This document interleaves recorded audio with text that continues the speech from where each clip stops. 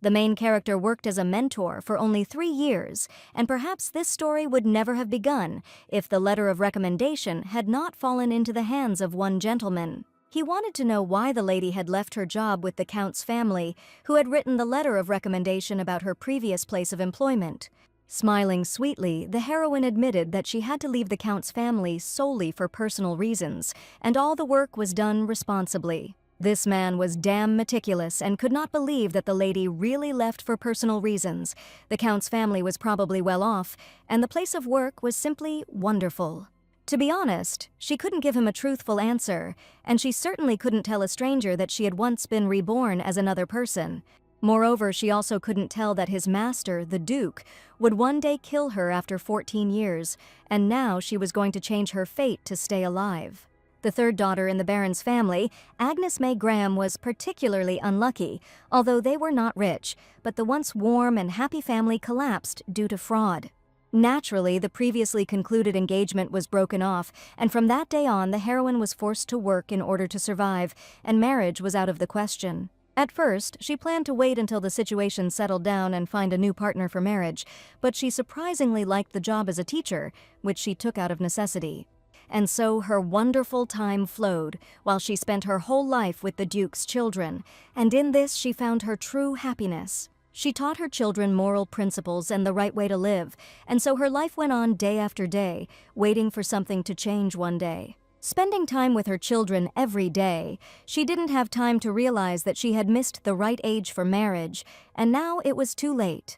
For Agnes, a stable life became more important, so she decided to live out the rest of her life alone after she retired, and so she chose the Marquis of Reynolds's house as her final place of work. Life in the Marquis's house went smoothly as she had planned, even though the young man had illegitimate twins at such a young age. He was such a hopeless person that he himself needed a teacher, and the heroine planned to work for 5 years and then leave to finally take care of her own life. But the Marquise's children adored her incredibly, and the teacher became like a mother to them, without whom they could not live a day, constantly demanding her attention. Every day she was close to the twins, enjoying the moments spent with the children, and it was they who kept her afloat in the harsh reality. One of the twins asked the teacher to pay attention to him. In his hands, he was holding a bouquet, not huge, but touchingly tender, as if woven from morning dew and shy smiles. He himself collected it on the lawn, choosing the most beautiful and fresh flowers, putting a modest gift, a piece of his soul, a timid hope for approval and gratitude.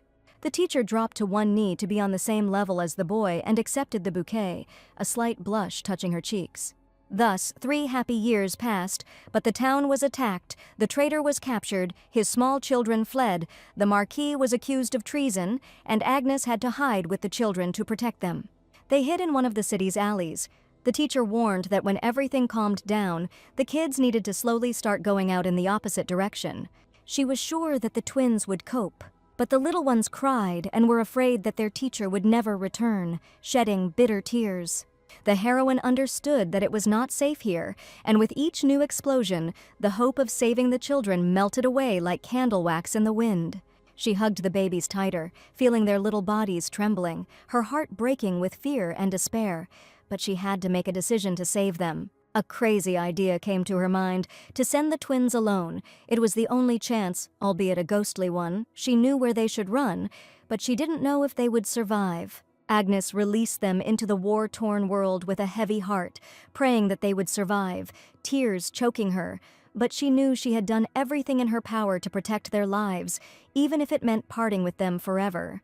As soon as the children managed to escape, the teacher was immediately captured, and one of the soldiers declared that, without a doubt, this was the same woman who hid the traitor's children. Now kneeling, she understood that her life could be doomed.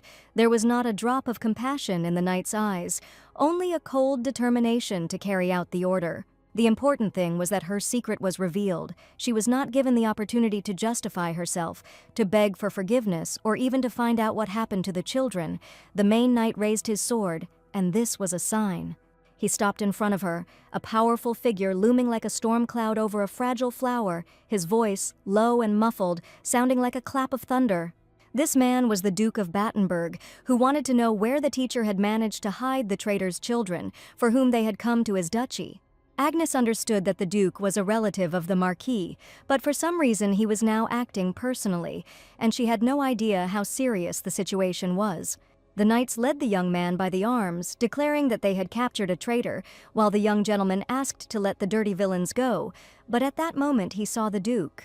The young man begged his uncle to save him, declaring that he was absolutely innocent, he was set up, and he should believe, because he was his only nephew. The Duke swung his sword sharply at the young man, calling him a fatal flaw left by his sister, who died without ever seeing his shame. The young man asked to spare him, at least for the sake of what they had experienced together, since the Duke was his uncle, but today the cold-blooded gentleman was merciless. The teacher could not believe her eyes, because the body of the young man fell to the ground, and the Duke had only killed his relative. She couldn't believe how he could cruelly kill his only nephew, whom he had raised with his own hands since childhood. He then turned to the teacher and stated that, judging by her silence after she saw what had happened, it didn't seem like she would easily confess everything. The steel, cold and merciless, touched the girl's neck. The blade of the sword, sharpened, left an unpleasant chill on the skin, foreshadowing imminent death. The Duke stated that in any case these were just small children, and at best they would be able to hide, and it would be enough to burn everything here to the ground so that they would not survive. He spoke as if he was asking about the weather. The lady gathered her last strength. The fear that had gripped her suddenly retreated. Replaced by determination, she knew she would not betray them.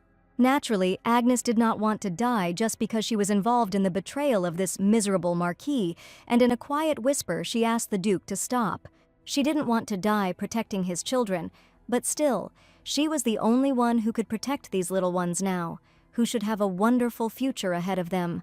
But the children, innocent souls who had become victims of intrigue and deceit, looked at her with such hope, with such faith, that it was impossible to retreat.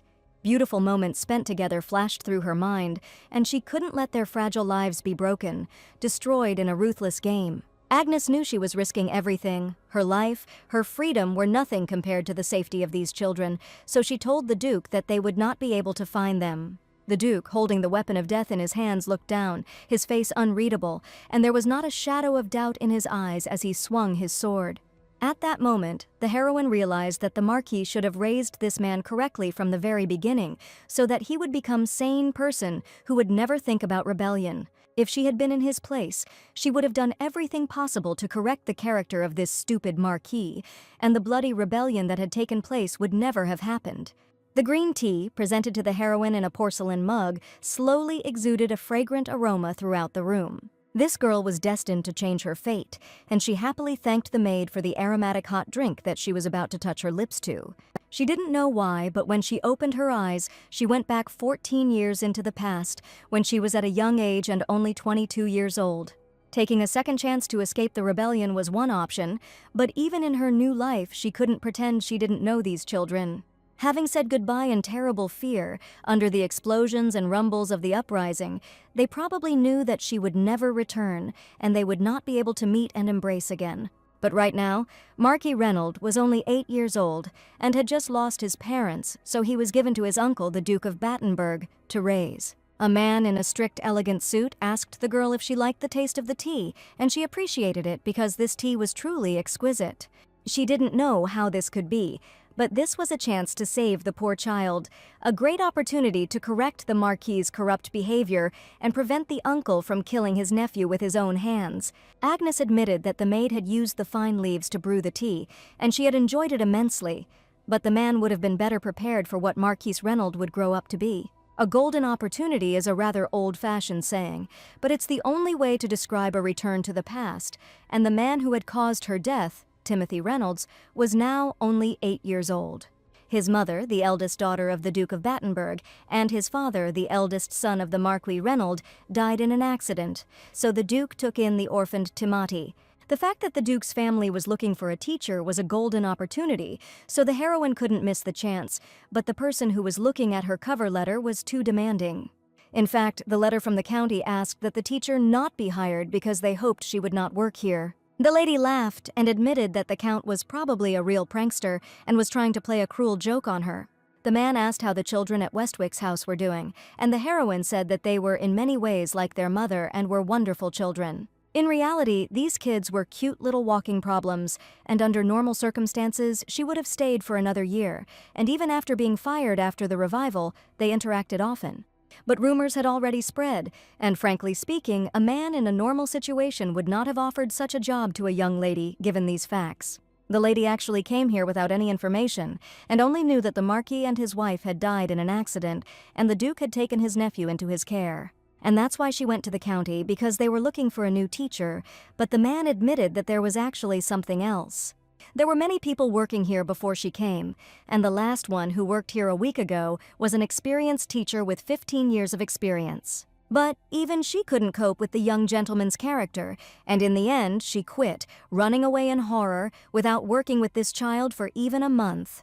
The man said that the previous teacher left in tears, and said that she would never again cross the threshold of this terrible place. So, to prevent bad rumors from spreading, they urgently looked for a new teacher who would live here and take care of the child every day. They said the young master was so difficult to handle that even the regular class schedule had to be followed, but the teacher said everything would be fine. The man insisted that the girl did not yet have experience working as a live-in teacher, and he was not sure that her 3 years of experience would be enough. Agnes insisted and planned to start gaining this experience right away, and even though she had little experience, she was proud that she had lived her rather difficult life. The man decided not to stop the teacher in her persistence, because she was incredibly insistent. In any case, they had little time to find a suitable candidate. The lady was incredibly happy that she had finally been hired, and she was happy to start right from today, and in no way blame the man. To begin with, the butler promised to show her the room, asking her to follow him, and from tomorrow she would be able to meet the young master. The man's name was Karlo Vishov. He had worked as a butler in this palace for many years, and she asked if she could call him by his position. Since the teacher had been hired, she was supposed to greet his lordship, but as far as the butler knew, the gentleman was busy now and would not return soon. He told the details of living in the mansion and asked the new teacher not to worry, because the gentleman left the hiring of teachers under his responsibility. Looking around, the heroine examined the beautiful estate, and as expected from one of the richest aristocratic families, everything here was incredibly luxurious. Ethan Henry Battenberg was one of the great dukes of the family, the man who killed her and who is the closest aide to the only crown prince, a skilled knight, infamous for his coldness and ruthlessness. Realizing that it was impossible to come to the same future again, the heroine did not understand why people called him handsome, because he was a damn scary person. The butler promised a decent salary, and the lady asked not to worry, although you couldn't tell from her, but she coped well with the most disobedient children. Agnes promised to take care of the young gentleman no matter what his character was, and she believed that this time she would definitely succeed. When they approached the young gentleman's room, the heroine heard the strange cries of a girl who begged the boy not to do this under any circumstances. The heroine saw a strange picture. A young gentleman was holding a centipede in his hands, trying to throw it right into the face of a maid who was terribly afraid of insects. The boy was holding a centipede in his hands, and his attention was only distracted by the fact that the butler arrived in his room with some unknown lady. The centipede moved in his hands, moving all its paws, and the young gentleman asked in a menacing, childish voice what was going on and who dared to interfere with him. The lady promised to make a normal person out of this boy, and the butler, staggering back, warned once again that the teacher must start work from tomorrow. The butler reminded her that the girl hadn't even signed the contract yet, but she was sure that after their conversation he had made it clear to her that she had definitely been hired. The previous teachers said the same thing and ran away on the first day as soon as they saw the young master, and it was not just a matter of education or making a living. Agnes gave the butler her suitcase with things and asked the gentleman not to worry anymore, because now this young rascal was in her hands. Looking at the disheveled boy who was still holding the insect in his hands, she understood who she would be dealing with, but she promised that she would never run away. On the one hand, the butler was incredibly glad that the girl did not run away in the first seconds, but the heroine understood perfectly well that this was now her survival strategy. This child was Timothy Evan Reynolds, the notorious brat of the Marquis, who was outraged that they were chatting with each other right in front of him. While the boy was trying to figure out if it was really a new teacher standing in front of him, the lady looked angrily at the young master who would kill her in the future. She tried to calm down, because she understood that this child was not guilty of anything. If she treated him sincerely, in the end, he would understand everything. The teacher just wanted everyone to be happy and for this child not to grow up to be a horrible, cold-blooded monster who would kill people without thinking twice in the future. The young gentleman called the butler an old man and said that he had previously asked him not to accept such ugly things anymore, but he did not listen to him. Agnes believed that sincerity would really help her, and smiling sweetly, she told the young gentleman that he shouldn't communicate like that with adults. The young gentleman crossed his little hands in front of him and became indignant. He was sure that he had told the truth, and the lady suggested calling him Timati, not young gentleman. The boy got nervous because the teacher was going to call him by name, and he shouted for the old man to immediately remove this woman from his sight. The heroine was already quite a grown-up girl and tried to control herself and stay calm, while the young gentleman was unhappy that she had ruined all his fun. She even tried to guess what his fun consisted of, and the boy mocked the other maids with the help of insects. He, the teacher, said that even if a person's status is lower than the young master, he cannot bully others. She, the boy, is not used to being spoken to like that, and asked the teacher to immediately get out of his room. From today on, Agnes was officially hired, so he couldn't fire her just at will, and the teacher asked him to apologize to the maid. The young gentleman was indignant. The teacher went crazy, and suddenly decided to tell him who he should apologize to, promising to make her want to quit here herself. The heroine confidently replied that she was not going to leave here, and from that day on she was accepted to the position, and the young gentleman should immediately apologize to the harmless girl.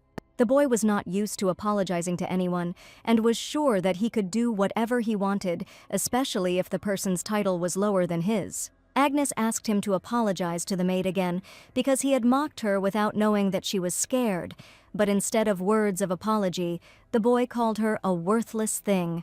Trying to instill moral standards in the young gentleman from the very first minutes, the lady told him that when a person does something wrong, he must apologize. The young master didn't realize that he had done anything wrong, and the maid only excitedly indulged his prank, and she was just a servant. The boy nervously asked why the teacher was interfering with his wrong and apologized, because even the maid confirmed that he had done nothing wrong. Agnes insisted that one should not force others to do anything, and Timati was clearly behaving incorrectly and should apologize as soon as possible. The young master considered these words to be complete nonsense, and in his opinion the teacher was talking nonsense because he was much higher than this insignificant servant.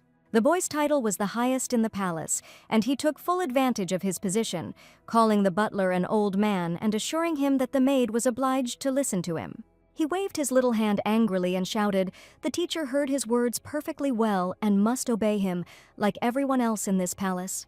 Now the heroine understood that it seemed the boy really had grown up to be a terrible, impudent fellow, and that was why his correction would become even more pleasant. Timati really did have the highest status of all, but that in no way justifies his terrible actions. His status is one of the reasons why this child grew up to be a real tyrant. His parents died. He inherited the title of Marquis at a young age. In the estate of his ran is second only to the Duke, so no one can punish him carelessly. Agnes's words gradually began to irritate the young master, and he shouted that it had become too loud in this palace with her appearance. The maid stood trembling in fear as the young master continued to mock her, intending to force her to fulfill his next impudent request. He asked to take the centipede that was darting around the floor, knowing full well how terrified the girl was of insects. The maid did not want to pick up the insect, and the sight of the northern-legged insect made her feel sick, but Timati said that she was obliged to obey orders. Timati had an incredibly nasty character, and he only wanted everyone around him to suffer, but instead of the maid, the teacher bravely took the insect into her hands. He specifically asked the maid to pick up the centipede, knowing that she was terribly afraid of them, but the lady said she picked up the insect and asked where to take it. The boy certainly didn't expect the young lady to take the centipede so easily, while the teacher waved an ordinary bug in front of his face, which she wasn't afraid of.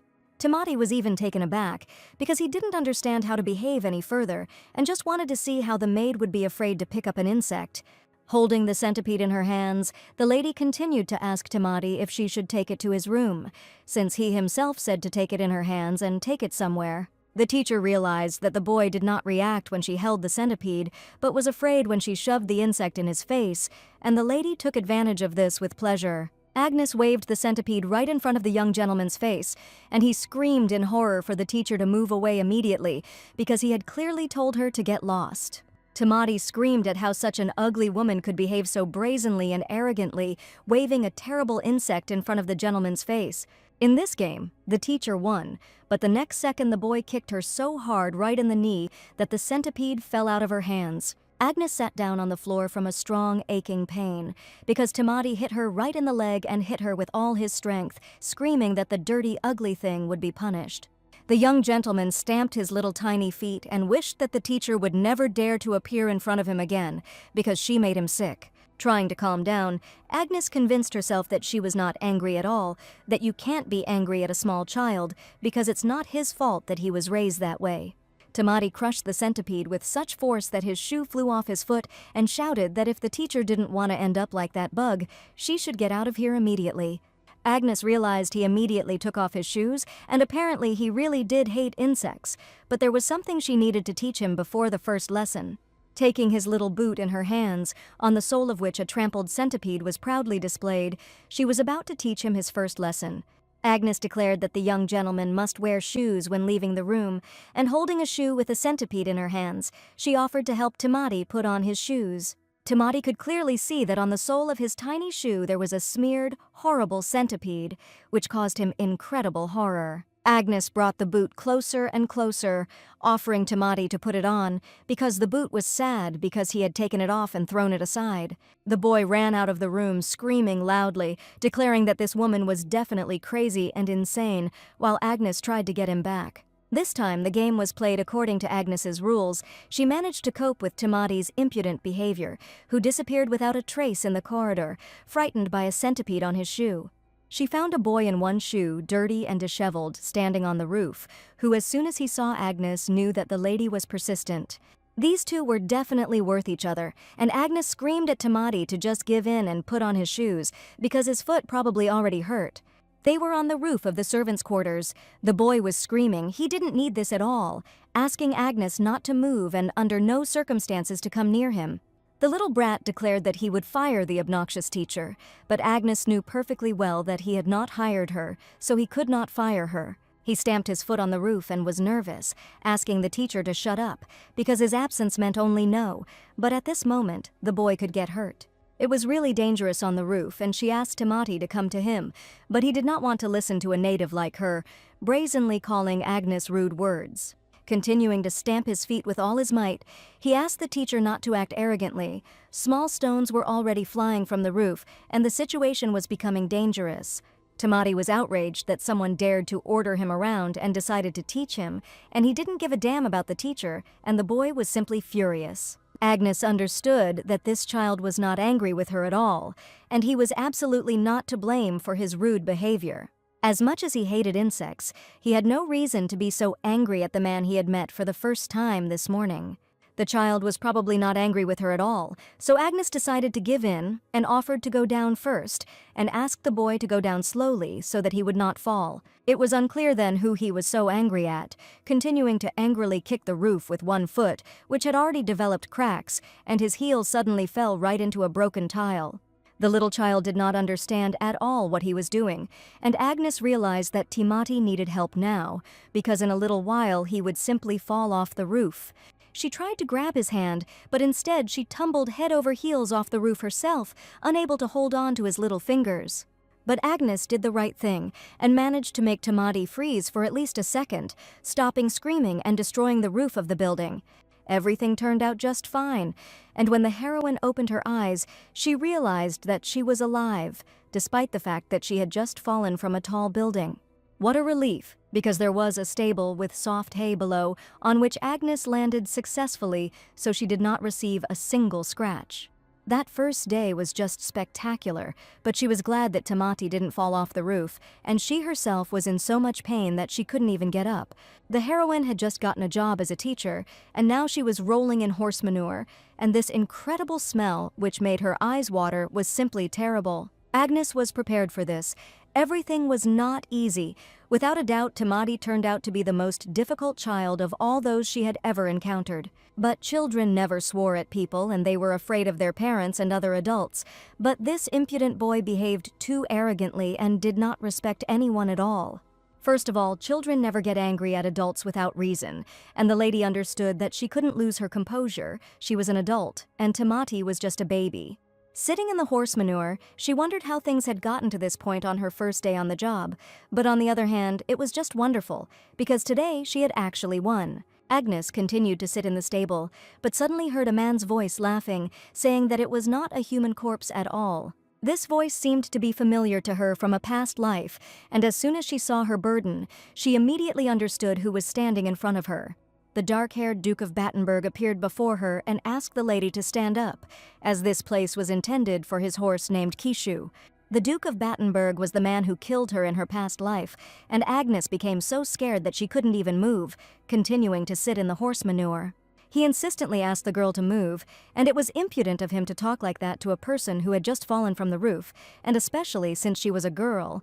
Now the Duke was only the boy's guardian, but both uncle and nephew were incredibly rude. If he had raised the boy properly, he would have definitely behaved differently. Agnes pulled herself together and said that if a person had fallen and needed help, the first thing to do was to ask if he was okay, and if he was in any pain. She extended her hand, covered in manure, to the Duke, but he only looked in surprise at the stranger, who for some reason was now asking for his help. The lady asked if the young man was not going to help her up, but he suggested standing still and probably did not even intend to help. Agnes said she had just fallen from a high roof, and was he really going to ignore a lady in distress who clearly needed help? She held his hand, hoping the young man would help her up, smiling, wondering if horse manure was too dirty for such a respectable gentleman. Continuing to sit with his hand outstretched, the Duke looked at the foul-smelling lady with bewilderment, assuring her that he had no reason at all to help. There was no need for a reason to help a person, and Agnes knew that if a person had a good heart, he would not ask such stupid questions. The cold-blooded young man did not want to listen to lectures at all. If there was no reason for him, then he was not going to do what he did not want to do. Agnes admitted that sometimes a person must do the right thing even if there is no reason for it, but instead her thought that he had definitely not seen this girl here before. He asked who she was, but the lady continued to assure him that a person in trouble definitely needs help, even if you are seeing each other for the first time in your life. She removed her hand and stood up herself, saying that the young man should take care of his niece or nephew who had lost his parents and was in despair. The Duke was sure that it was none of her business, but the heroine persistently tried to convey to the young man that she had the right to say this, and he would regret it if he continued to live like this. She asked to believe her words, and did not want to allow it to come to this, because Agnes knew very well the future that awaited the Duke. At that moment, the stable doors swung open. Tamati ran in and screamed. The teacher was chewing while the Duke tried to figure out who she was. The butler asked excitedly if everything was okay with her, because Tamati had already told him that the teacher had just fallen from a high roof and still hadn't returned. But the man immediately fell silent as soon as he saw the Duke and the teacher in front of him in dirty clothes that smelled badly of horse manure. Tamati also stood silently. The butler greeted the Duke, and this situation was too strange to figure out what happened here. Agnes noticed that at the sight of the Duke, Tamati's expression immediately changed, and from an embittered boy he turned into a compassionate young gentleman. Probably no one expected the Duke to be here, and Tamati, with his eyes downcast, continued to stand silently, expecting the Duke to start swearing. The butler decided to lighten the mood a little and asked the gentleman when he had returned, since there had been no message about it. It said a lot about their relationship, and Agnes noticed it immediately. The Duke had just returned, asking if the butler would like to greet him. With such pressure, it was not at all surprising that a small child would rebel and behave in a terrible manner. But now Agnes was about to introduce herself to the Duke.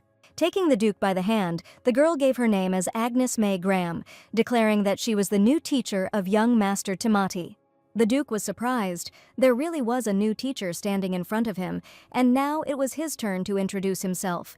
The Duke gave his name as Ethan Henry Battenberg, and looking at the firm handshake, asked if the girl would like to let go of his hand. The lady laughed, letting go of the Duke's hand, and said with a grin that it looked like she now had 2 students, not just one. Hearing these words, the butler Carlo immediately asked the Duke if he would have to fire such a young lady who was working for them for the first day. Ethan didn't fire the teacher because she said she would do everything to make sure he didn't regret it, and there was absolutely no point in firing her. Coming out of the stable, he only quietly said that he wanted to see how long Agnes would last in her new role, being together with the mischievous Timati. The windows were sure that she could handle everything and that she would definitely look at the one who said these words in the future. Carl was incredibly worried, and the conversation between the Duke and the new teacher was quite unusual. All this time, the girl was shrouded in terrible memories, and she was afraid that she would be killed again, while Carlo was worried about her condition because she had just fallen from the roof. Not expecting to come face to face with the one who would one day kill her, it turned out to be much more terrible than the lady imagined. Little Timati ran up to her and asked if she had broken her leg. Agnes noticed that the young gentleman was worried about her condition, but the boy immediately became indignant that this was simply impossible and blushed. On her first day at work, Agnes had too many events and was tired, but it was worth it because she met both of the people responsible for her death, which meant that she had found the root cause. And since the reason is known, she was going to find a solution soon, and the cold uncle and his nephew with a terrible character would not be able to ruin her destiny. Timati may be a little scoundrel, but he still has a chance to change, because he asked if she was hurt, so his heart is not so bad. Conversation is the greatest tool that humanity has, but there are exceptions, and in those moments one must first learn their language. A new day at the Duke of Battenberg's estate began unusually, and Timati woke up unhappy because someone had painted his face while he was sleeping. Timati looked like a little monkey, and it was quite cute, and Agnes just laughed because he threw frogs in her bed that night. It's not only children who can play pranks on others, and Agnes admitted to her prank, but at least she didn't harm any frogs, and Timati now looked like a clown. He was indignant, who cares about these stupid frogs, but it was the fault of the young master that 2 frogs died, and this was not a joke at all. The boy was sure that he was absolutely innocent of anything the frogs would have died anyway, even if he had not touched them or slipped them into the teacher's bed. After all, he considered himself much more important than some stupid frogs, and at that moment I realized that my trash bin guy would have to learn a lot. The conversation turned to frogs and humans, Agnes trying to prove that if the young gentleman was a human, that did not automatically make him more important than a living being. Timati was sure that people were capable of more. They lived longer, they were stronger, smarter, and he had no idea why frogs played such an important role. Therefore, the frogs did not mean anything to him, but the lady was surprised that, according to the boy's logic, she was definitely more important than him, because she was older, taller, and stronger. But as soon as the boy heard this, he again shouted about his high status, and the lamb tried to argue with him, because then everyone with a high status automatically becomes better than Timati. And it would probably be normal for them to mock the young gentleman, and Timati had such an interesting dialogue for the first time, so he wanted to understand what Agnes meant. The teacher suggested thinking about this in more detail, reflecting after all, could it really be that a living being really has no meaning for him, and only the title is important? Timati was a smart child, and now he should understand the norms of human morality, because Agnes has already managed to interest him. If he understood that his words sounded wrong, that would be enough, and after listening to the teacher's opinion, Timati decided that she really was strange. He didn't understand why she was lecturing the child over a simple prank, but Agnes noticed that Timati was indeed a very smart and intelligent child. The young master thought the teacher was trying to praise him, and he thought it was obvious, but intelligent people deserve respect and should behave accordingly. Agnes was simply trying to communicate in the child's language, and that is why she had an interesting conversation with him, and did not simply yell or scold the boy for his actions. Timati was perplexed, because the lady repeated the same thing over and over again. He saw only meaningless logic in her words, but he tried to figure it out. The teacher just laughed. Did the boy really know the word meaningless? And he was indignant, calling him a blockhead, and even if she asked him to write it down, he wouldn't do it. The teacher didn't think that the young gentleman knew so much, but she was sure that he simply didn't know how to spell this word, but it was good that he knew it. Timati shouted. Was the teacher really trying to insult him again? And where she asked to give him a piece of paper with a pen to prove that he could write. On paper, he easily wrote the word nonsense, without a single mistake, in beautiful handwriting. And probably Timati was a very gifted boy who had already been taught. Judging by the way he grew up, he did not receive a proper education, but he had neat handwriting and wrote absolutely without a single mistake. It was very impressive, and looking closely at the written word, Agnes saw a very good and neat handwriting, worthy of an aristocrat. The boy was pleased with his success and praised his knowledge, and Agnes's climb worked perfectly on him, because he had just grabbed a pen and written a whole word. After all, this boy was a child, and the teaching methods worked perfectly on him. Agnes continued to hold in her hands a white piece of paper with a written word, and Tamati looked at her attentively and waited for him to be praised. Agnes cast a sweet glance at the young gentleman, and it seemed that he was gradually beginning to behave more sensibly than he had on the first day. The praise was incredibly pleasant for the child, because little ones really love it when they are simply praised and told how great they are. Now it was time to find out if Timati could write other words, and Agnes admitted with admiration that she would like to see his wonderful skills. After a short lesson, it was soon time for a snack, and Agnes asked Timati to go and ask the butler to bring something, asking him to return at exactly 4 o'clock. But here the boy became indignant and asked the teacher not to make him laugh, not understanding why he had to return exactly at the appointed time. Agnes laughed and asked if the young gentleman was trying to escape from class, but Timati felt like the teacher had just called him a coward. Not wanting to stop the mischievous boy, the lady admitted that if he wanted to escape, he could do whatever he wanted. Timati probably didn't expect to hear such an answer, because he was sure that the teacher would strictly order him to appear. But instead, she carefully stroked the boy's head, and at that moment, he felt incredibly strange emotions that he had never felt before. He felt some concern, even though the teacher still kindly asked him to come at the appointed time, and if he did not come, she would go and catch him. She continued to stroke his head, but since Timati was not used to such treatment, he furiously asked Agnes to stop touching his hair. Their communication was already radically different from the first day of their acquaintance. When the boy ran out of the room, she realized something. Somewhere deep inside, this boy was a cutie, and it seemed she was becoming attached to him much faster than she expected.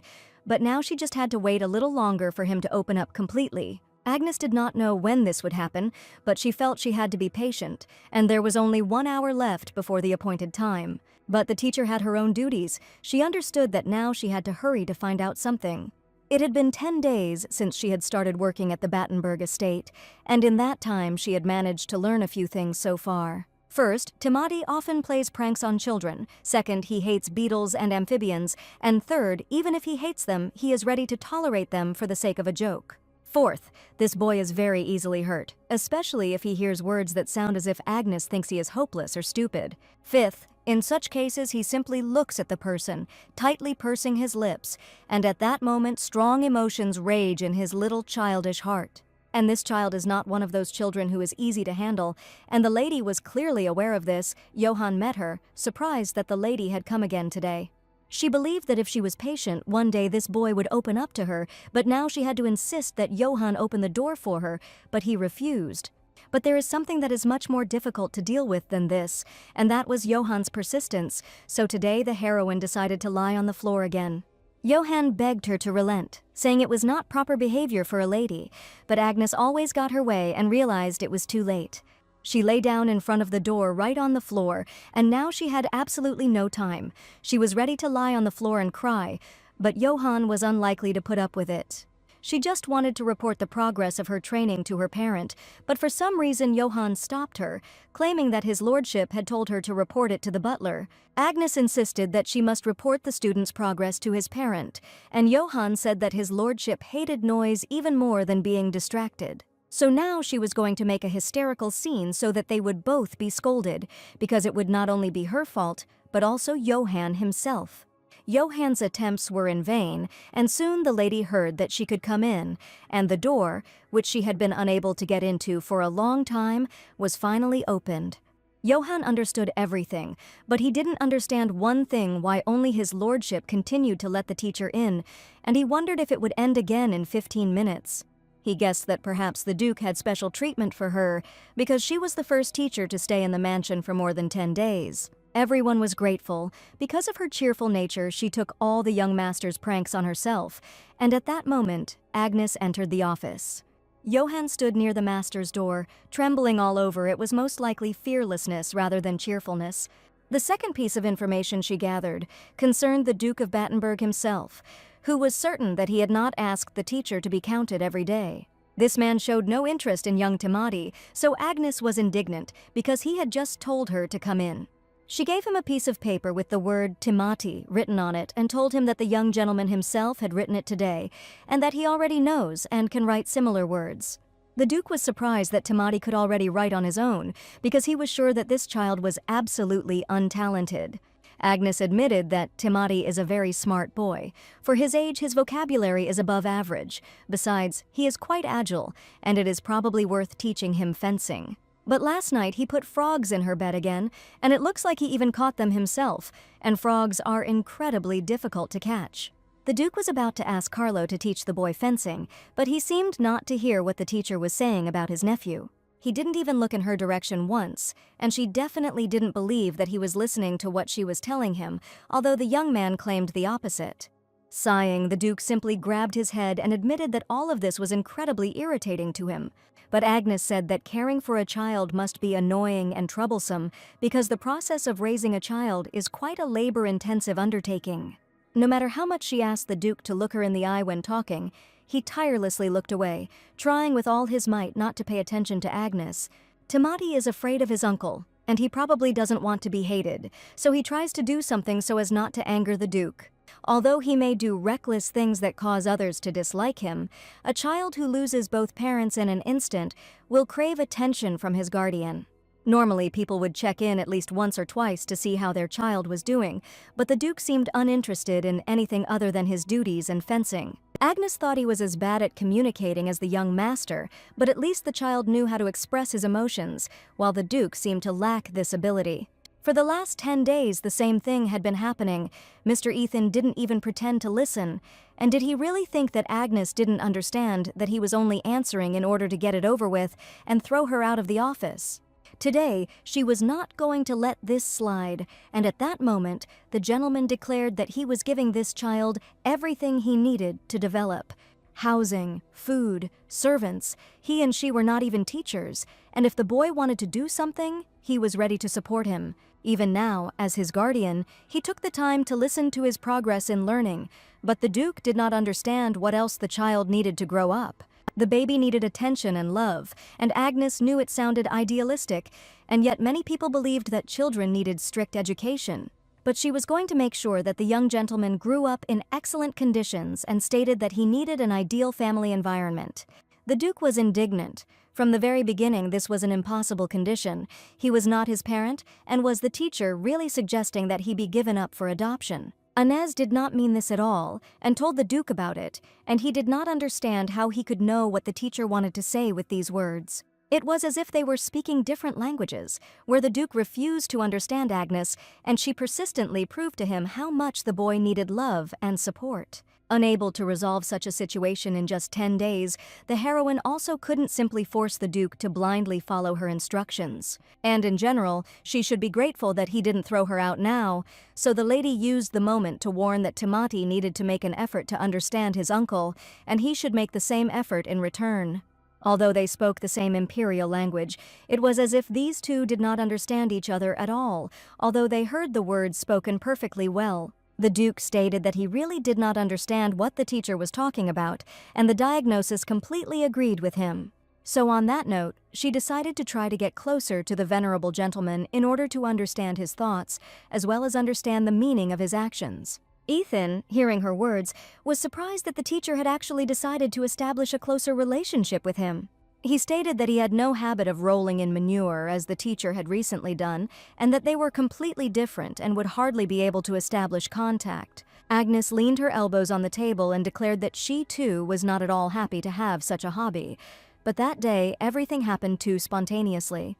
In the end, the heroine understood that learning requires patience, and this time she decided to see which of them would win the re-education. Johann was the assistant of the venerable gentleman, and he always strictly followed his instructions, having served in the palace for quite a long time. The Duke had snow-white skin, clear blue eyes, attractive black hair, and all this brought him to the perfection of beauty. He was cold-blooded and withdrawn, which is what attracted the attention of many people, especially the girls of the Empire. Although his lordship was a man, the word handsome suited him perfectly, and even Johann noticed in him that charming attractiveness that drove everyone crazy, yes. An attractive appearance and one of the highest positions in the Empire made the gentleman a man who was admired and desired to be met. But his cold face, on which not even a trace of emotion ever appears, has a strange power of attraction just at first sight. That's why even Johann, entering the Duke's office, stood silently at first, but the gentleman became indignant. Did his assistant really have absolutely nothing to report? Ethan noticed that Johann had been staring at him for a long time, and it was interfering with his work. So early in the morning, he looked through the documents and asked his assistant to speak out. Johann was incredibly interested in what the venerable Duke was talking about with the new teacher, because usually people are afraid of him like fire. But it seems that this girl does not feel an ounce of fear towards the cold-blooded Ethan Battenberg, who can drill a hole with just one look. The Duke looked at him intently, and Johann had to justify himself by saying that he had not meant that the gentleman was intimidating people or anything like that. There is simply an aura of authority around the Duke, Johann admitted. However, enough days have passed, and the teacher is highly praised in the estate. Since Agnes came here, the young gentleman's pranks have become much less frequent every morning. Everyone is busy and discussing what prank the teacher and Timati will play today.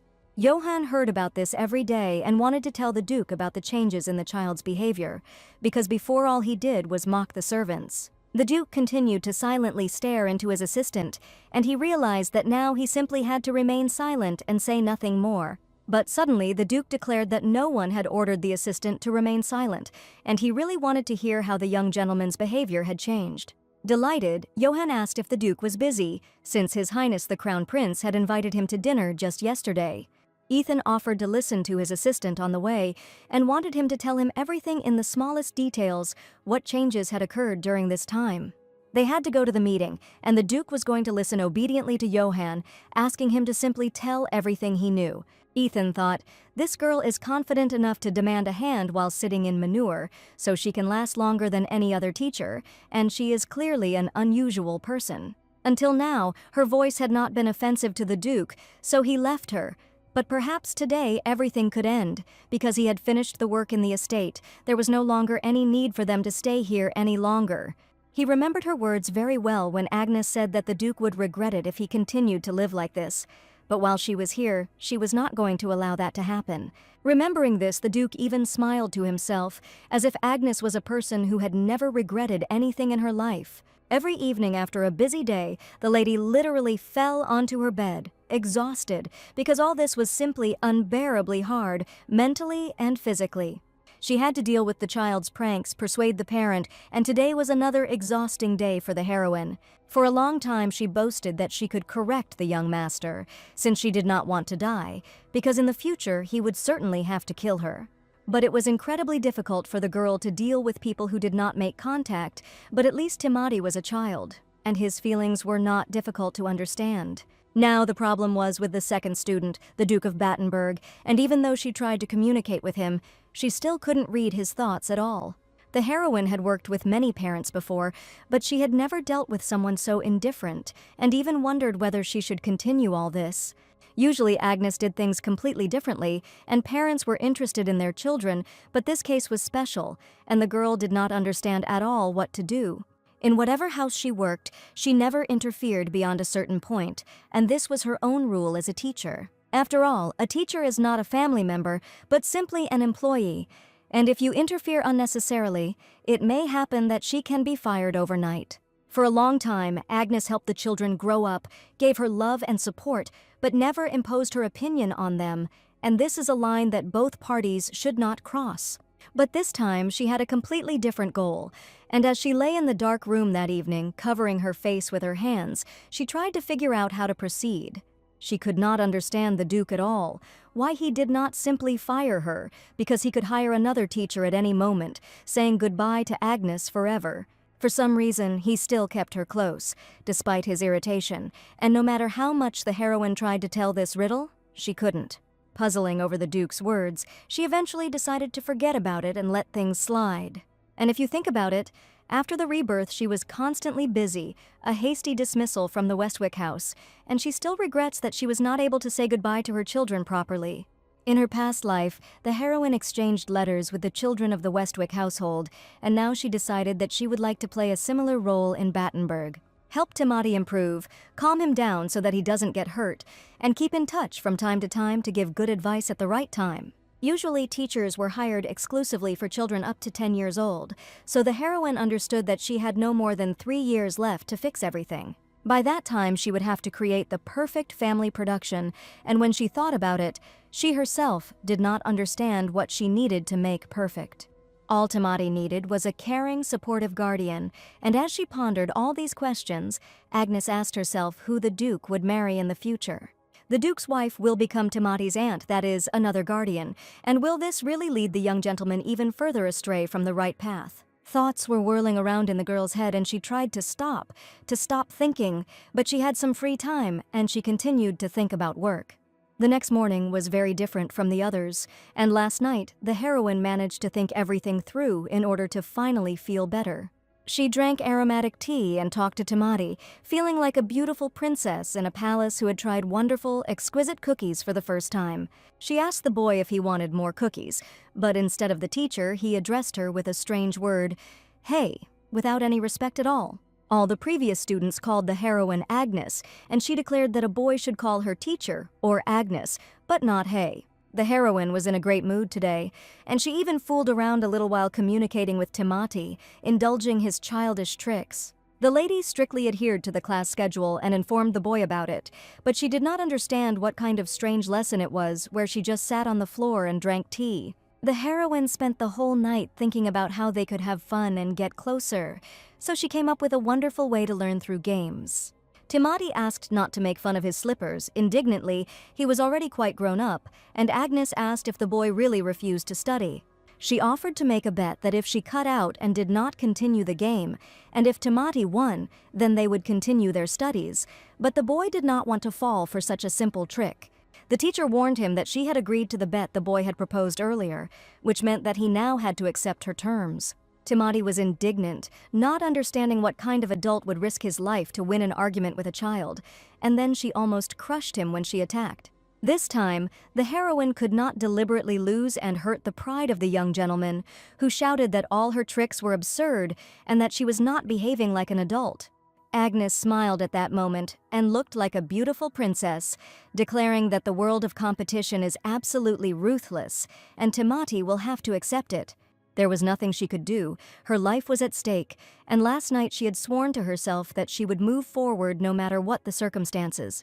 The lady admitted that she puts her heart and soul into her daily conversations with the young master, and all the training is not just for fun. If the heroine were not sincere, she would not have gotten up at dawn to put fruit puree in Tamati's slippers, and even specially collected overripe fruits so as not to waste good food on a joke. Tamati considered this revenge on the teacher for tying her hair to the bed, and if you think about it, he actually did it very carefully. The boy seemed to be talking to a child, but definitely not an adult, while Agnes tried to figure out who taught him this. After this question, the young gentleman fell silent, not wanting to answer anything, and a drop of misunderstanding appeared in his childish eyes. Probably the heroine made a mistake now, and for the boy, the only person who would braid his hair would definitely be his mother. Tamati asked if he told who taught him to braid his hair like that. What would the teacher do in that case, since he would tell her the whole truth? Agnes was going to ask the young gentleman to do it again, but this time she suggested that he braid his hair nicely into a hairstyle, but not at the head of the bed. She managed to untie her hair because her hands were as dexterous as Tamati's. Thanks to this, she learned something and promised to do it for him one day. Tamati began to think that the teacher was simply crazy because she really wanted to sneak into his room again, but she promised that if the young gentleman did not sneak into her room, then she would not respond in kind. The young gentleman clutched his head because for him it was completely pointless until Agnes calmly asked the boy to sit down and drink some tea. He had just lost a bet, so he had to obey, and the teacher reminded him of the agreement not to make noise during tea. The gentleman was incredibly infuriated and irritated by all this to the point of madness, but for some reason, without realizing it, he sat down on the floor in front of the teacher, and he asked to pour hot aromatic tea, and a deal had just been made between them, in which he could not afford to lose. While pouring tea, Agnes understood that perhaps Tamati had restrained himself solely because of the argument, and that was why he had so obediently followed her instructions. He was unlikely to answer her, but this silence was different from the one he had made out of spite at their first meeting, and it meant too much. Perhaps everything went much better than Agnes had expected in the first days. She was very afraid that she would not be able to establish contact with this mischievous boy. Having poured hot tea into a mug, the teacher was about to serve it to the young gentleman, while he was outraged by her incomprehensible muttering. But suddenly Tamati called her ugly and asked her not to make the situation worse, but still picked up a porcelain cup of hot tea. And at that moment, the heroine decided to take her words back, because they still had a long path of re-education ahead of them. This day passed without any serious situations, and Timati, walking cheerfully down the corridor, thought about what a strange but persistent girl this was. There was nothing special about her to him, but she dared to challenge the Marquis, and this time he simply decided to spill paint all over her clothes. He walked along cheerfully, thinking of a cruel joke, because the lady might get into trouble due to the lack of other clothes, although he himself was ready to buy a couple of outfits. Suddenly, he saw a light on in one of the rooms, but it was too strange, because everyone should have already gone to their rooms and were fast asleep. He opened the door and saw that the maids were still talking and discussing Agnes, calling her a strange aristocrat, and she was just working to get money. One of the maids was sure that the lady must have been an aristocrat before, but who would have thought that she ended up having to take care of this scoundrel? Another heard that the girl's family was going through hard times. It seemed that her father had been deceived, and she was only here because of forced labor. So now she was faced with this little devil, and all this time Timati was eavesdropping on the conversation of the maids behind the door, who were talking nonsense. The ladies were sure that it was very difficult to look after such a child, but Agnes said that she had to do it, because the job of a teacher is not easy at all. In an empire, everyone must work to earn money, despite the conditions and the person's desire, which may not correspond at all. At that moment, the maid clearly heard someone standing behind the door, but at that moment, Timati was already running as fast as he could down the dark corridor. Agnes slept peacefully in her bed, but that night Timati decided that the teacher must suffer and poured paint on her in her sleep. Agnes immediately woke up screaming what was happening and immediately realized that her entire hair, clothes, and body were covered in a strange, foul-smelling paint. It was not an easy paint, and Timati specially selected a strong paint that smelled incredibly and was very difficult to wash off. In front of her, she saw a young gentleman with a small bag in his hands. I understand that this little devil had just poured paint all over her from head to toe in her sleep. If you splash paint in a person's face, it can get into their eyes and the person can become permanently blind, and a drop of paint just happened to get into the girl's eye. She didn't understand why the young master was so angry, but he angrily told the teacher to leave immediately and never show up at the estate again. His behavior was incredibly strange, and something definitely happened. But despite what had happened, Agnes decided to find out what was going on. Suddenly, the young master confessed that the teacher was the same as all the others, the maids, the butler, who serve the master and work in the palace. Agnes asked which others he was talking about, and the young gentleman said that in the end all adults are the same and have only one thing on their minds. Despite her clothes being covered in red paint and her hands stinging with pain, Agnes gathered her courage and wanted to listen to this boy. She knelt down in front of him so that she could be on the same level with the child, and gently took his hands, trying to understand what was happening to him. Timati believed that all adults were the same for him, and Agnes was no different from anyone else, but he had never said that before. With tears in his eyes, the boy asked if people really needed money that badly, since Agnes herself told the maids that she was doing all this for money. Now he was sure that the teacher did not want to communicate with him, but she had to, since this was her job, and Agnes was perplexed as to where the boy got this information from. He angrily shouted that he heard everything. The maid pronounced his words and said that she was broke and that was why she came here, because of the promised good salary. Disappointment boiled in the young gentleman's soul, and he did not understand why Agnes was obliged to deal with him, but he was sure that she did everything solely for the sake of earning money. Now Agnes didn't know who had said such a thing in front of the child, but it seemed that her attempt to answer the maid's annoying questions had led to exactly that.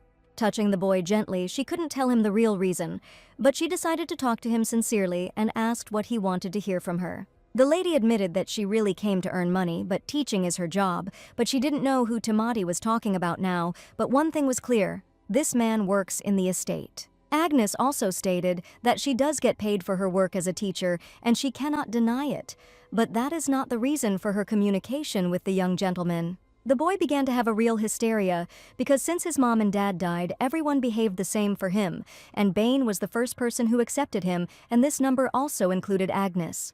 He was even worried about Uncle Ethan, who looked irritated and said he only took him because he had to. That's why Tamati showed up now. Agnes is exactly the same. She says to his face that she likes him, but behind his back she calls him a diva. We assure him that this is her job. At that moment, the heroine understood how lonely this boy was, since he continued to hope that someone would take care of him.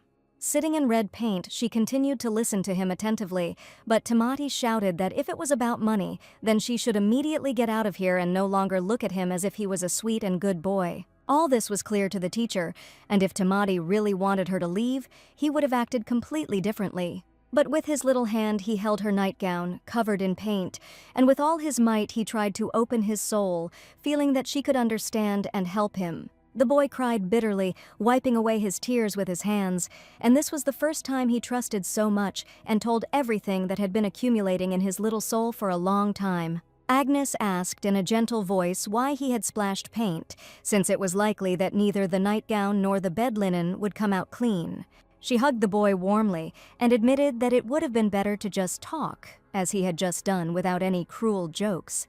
These were Tamati's first hugs. He felt strange, but this warmth was so pleasant that he could not stop hugging the teacher. Agnes understood that this paint could get into her eyes and leave irreversible consequences, so she asked Tamati if he really didn't like it that much. But the boy admitted that he really liked the teacher and it was mutual, and there was some truth in the maid's words because Agnes came here to earn money. The point was that she could have worked elsewhere if she wanted, but she agreed to work with a child who had been rejected by all the teachers. And despite the quarrels between them, she still continued to be here and support him in the most difficult moments. The girl's cheeks were bright red, but despite this she smiled sweetly and asked how she could leave such a nice student. A storm of emotions splashed in his eyes, fear of possible punishment, but most importantly, deep sadness, which he had tried for so long to hide under a mask of indifference. There was more than just pity or sympathy in that embrace, but genuine understanding and support. It was a sign that he was not alone in his struggle, that there was someone willing to listen and accept him for who he was. She saw in this not just a prank, but a cry for help, clumsily veiled under an absurd accident, but still did not understand why he chose the strongest paint.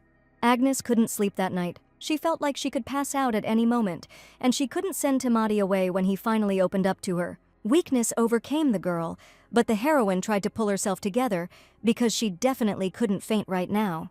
But as soon as her eyes began to slowly close, she saw the blurry silhouette of the Duke in his nightgown, who for some reason opened the door to her room. Agnes felt her vision becoming blurry and she completely lost control of her body, about to collapse onto the floor right then and there. It was like a moment from a fairy tale, but Ethan caught the lady before she could fall to the floor with a thud, completely exhausted from what was happening. He held her in his arms and looked at the young master, who, as usual, was acting too arrogantly. The young man merely stated that if he had not been there at the right moment, Agnes would have simply collapsed to the floor, covered in paint, the smell of which spread throughout the entire estate. Agnes had several sisters in her family who constantly insisted that she shouldn't put so much pressure on herself, calling her a stupid girl. They asked her to live her own life. I assure you that she will not be able to constantly take care of her parents, and life is so fleeting and even the engagement is already broken off. It was time for Agnes to get married, but she insisted that everything was fine because she could not abandon her parents, continuing to tirelessly take care of them. The sisters were sure that the girl would still pay for her kindness and sing their words as soon as she would have that very moment that would change her life. If the heroine had left her job, no one would have paid for her father's medical expenses because the sisters did not help at all, using marriage as an excuse. While unconscious, Agnes saw her sisters in her visions, as well as the grown-up Tamati, who asked her not to look down on him, but to look him in the eye. The boy told her that he hated it when people looked down on him. He wanted to kill people who reminded him of his wonderful uncle. He always looked down on Tamati, as if he were a nobody, but Agnes in her visions asked why Tamati himself did not admit this to his uncle. She saw Tamati as an adult with great pain in his soul, who was sure that his uncles did not care at all about his words and his feelings. Agnes was sure that a father who could talk to his children like a normal person was absolutely necessary for his children. In this vision, Tamati was already a grown-up young man who still held deep pain in his soul and was sure that this was not what was needed to raise children. The Duke and Tamati spoke the same words, and they sounded so familiar, and she definitely heard them from the former marquis, but suddenly the girl opened her eyes and did not understand where she was, and her whole face was incredibly pinched with pain. The first thing she did was look around to see that she was not blind and that her eyes were fine, and that the Duke was sitting next to her. Losing her sight because of a childish prank would have been simply terrible, because the heroine understood that people would not even be able to sympathize with her. A voice told her that her vision was fine, and at that moment she realized that Ethan himself was sitting on her bed. He reported that the doctor said the rash would go away if the ointment was applied correctly, and a frightened Agnes jumped up in bed and asked what the Duke was doing there. Tamati Reynolds was under his care, and the young man admitted this, fully aware of his responsibility. This means that he is also responsible for what happened, and the boy's guilt also lies with him because Agnes could simply have gone blind. Was he really there all this time? But the young man confessed so that the lady would not come up with terrible ideas, and he only recently arrived since the doctor was here a minute ago. She was lucky that she didn't get worse. The consequences could have been much more serious, and the doctor also confirmed that the situation could have been much worse. Ethan admitted that if Agnes wanted to quit, he was not going to stop her, and promised to make sure the girl received decent compensation.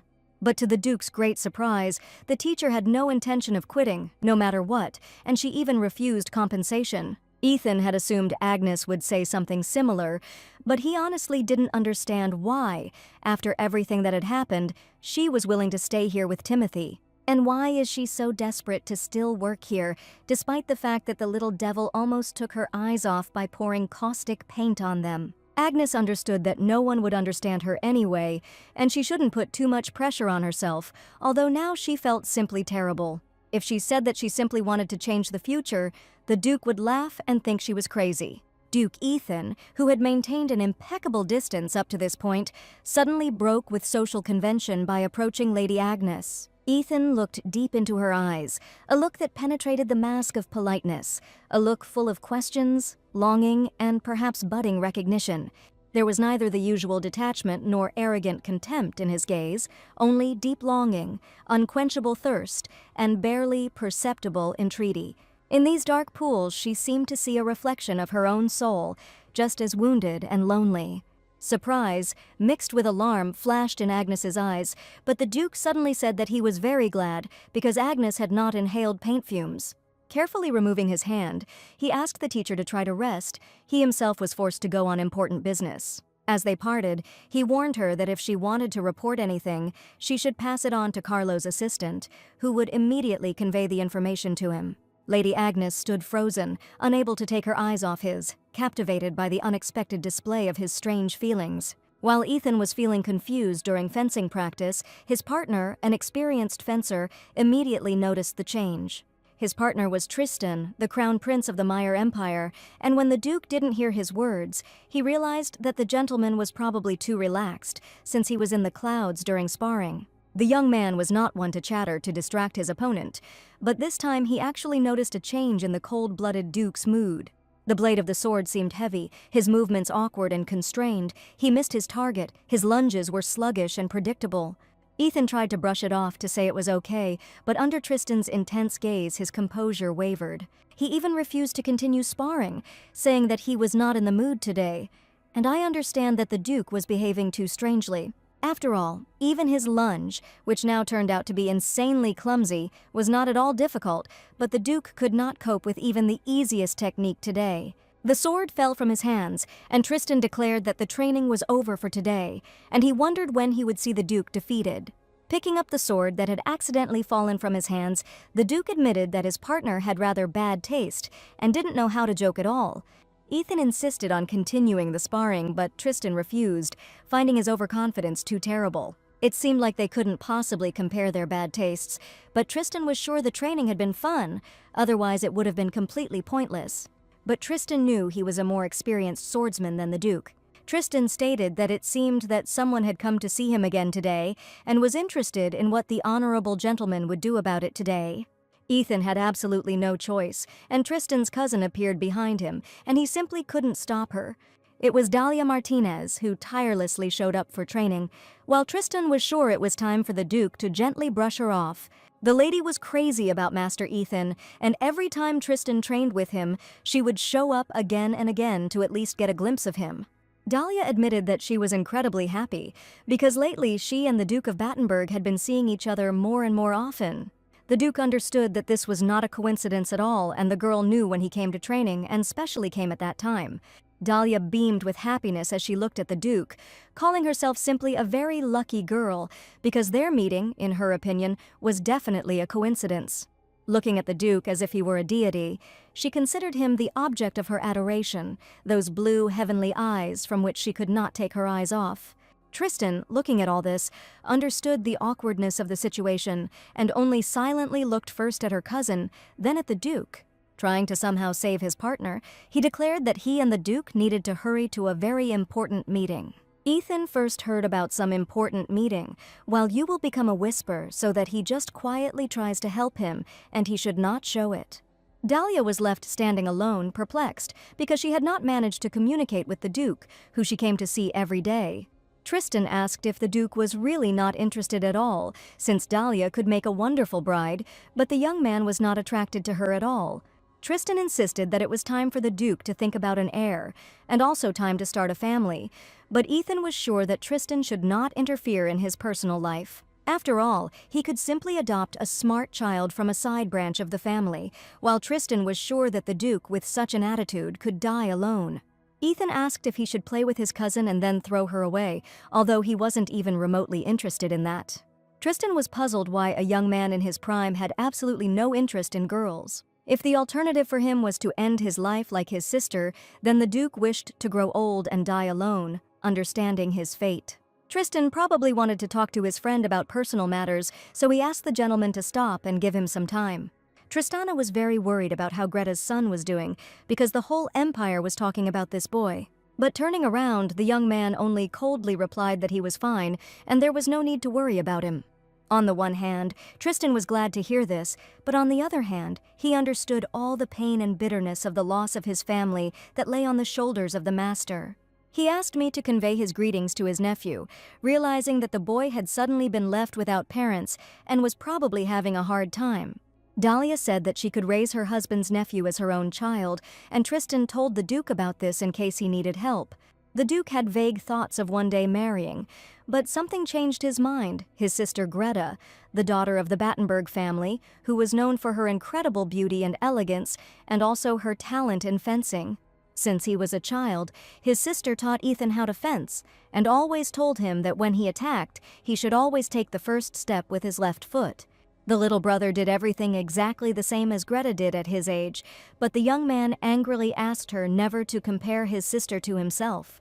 Greta just smiled and asked if the young gentleman was really so upset when he was told that he looked incredibly like his sister.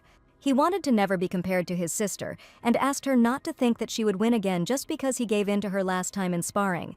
Young Ethan dreamed of the day when he would defeat his sister, but she had already defeated him in sword fights 6 times. Greta joined the Imperial Guard with her brother and achieved excellent results, although he did not want to admit it, but she was someone worth learning from. But the meeting with Marquis Reynolds suddenly changed her. Greta, who fell head over heels in love with the gentleman, suddenly became incredibly stupid. After her marriage, the Duke inherited the title and was buried under work, and after the wedding, he never saw his sister, but judging by the letters they exchanged, she was doing well. But then, 8 years later, he again saw Greta, his own sister, lying in a coffin, and Mr. Tamati, the son of Lady Greta, came under his care. That day, the boy had absolutely no idea what was happening, where his mother had gone, and why he now had to live with a stranger. Looking at Tamati for the first time, the Duke realized that this boy was very similar to the Marquis because he was simply a copy of his father. After the funeral, Ethan asked the young man to follow him. Ethan gathered his nephew, whom he saw then for the first time, not out of a feeling of sympathy or kindness. The Marquis and Marchioness of Reynolds died in a fall from their horse while hunting on their estate, and he was informed of this immediately after his sister's death. A whole year had already passed, and the Duke's sister, who rode a horse incredibly well, suddenly died after falling off her horse while hunting, and it was the most stupid death. All this seemed incredibly absurd and very funny to the Duke, because how could circumstances that seemed completely unrealistic have developed in such a way? The hunting ground where Greta died belonged to the Reynolds house, and no one knew what really happened there. If the Duke had not taken Timati, everything would have gone to the one who killed his sister, including the property and rights that Timati would have to inherit. So all this time the young man dreamed of finding the criminal. At that moment, Agnes entered his office and admitted that she had been waiting for the gentleman all this time because she wanted to discuss something with him, but even Johann's attempts to stop her were unsuccessful. The Duke prepared to listen attentively, and Agnes assured him that she was working hard. But anyway, she asked if the Duke was going to go away anywhere. Ethan didn't understand the point of the question, and the teacher suspected that since he didn't say no, she might take it as a yes. The doctor forced the teacher to take 5 days off, although she insisted that she was completely fine and ready to begin lessons with Timati. All the time, she would think about how Timati was living without her, and she could not just imagine how he even ate alone, worrying terribly about him. The Duke was sure that this was not something that the lady should worry about, but Agnes wanted to convince him otherwise and used subtle methods. But for some reason, instead of answering her calmly, the young man looked in her direction without looking away. He probably realized that Agnes was up to something, and he said these words only in order to quickly return to Timati and resume work. He noticed her frightened look, which he had seen earlier, and Agnes admitted that the Duke was absolutely right, but Timati was behaving simply terribly at the table. Therefore, with pity in her eyes, she asked for help so that while she was gone, the Duke could have dinner with Timati, at least just today, but the young man insisted he was incredibly busy. Dinner took only an hour, and the gentleman was not so free as to waste a whole hour on something useless like dinner with his nephew. He asked if the teacher had any more requests and she could go to her room and rest in peace. But Agnes looked incredibly upset, knowing full well that the young gentleman needed attention, care, and support nearby more than ever. She was still standing near the Duke's table waiting for him to agree, but the young man persistently asked her to leave. She wanted to do everything she could to get the master to help her, and for Ethan, the deal only worked when it was beneficial to both parties, but he would get nothing in return from the dinner. The teacher asked him, how about satisfying the request for compensation, and perhaps it could be beneficial to both parties. The Duke wondered if the scratch on her cheek was worth his time, since every minute of his day was scheduled with important matters. It wasn't the injury that was the issue, it was the master's high sense of responsibility, and that was exactly what Agnes was trying to teach the clueless Ethan. The lady stubbornly insisted on her opinion, and the Duke noticed that this girl had a gift for speaking and was ready to achieve anything. Agnes asked him to think about it because it was a good offer, and earlier he himself said that he would take responsibility for Timati's mistake. The girl's persistence won out, and Ethan merely quietly stated that he understood her opinion perfectly well and that this was enough of this talk. After all, if she says one more word, he will pretend that none of this happened, and the teacher will be immediately fired from the next day. Agnes instantly shut her mouth and obediently fulfilled the master's request, leaving his office. Still, she managed to get what she wanted, and she was the first girl who could negotiate with a young man who never agreed to any conditions other than his own.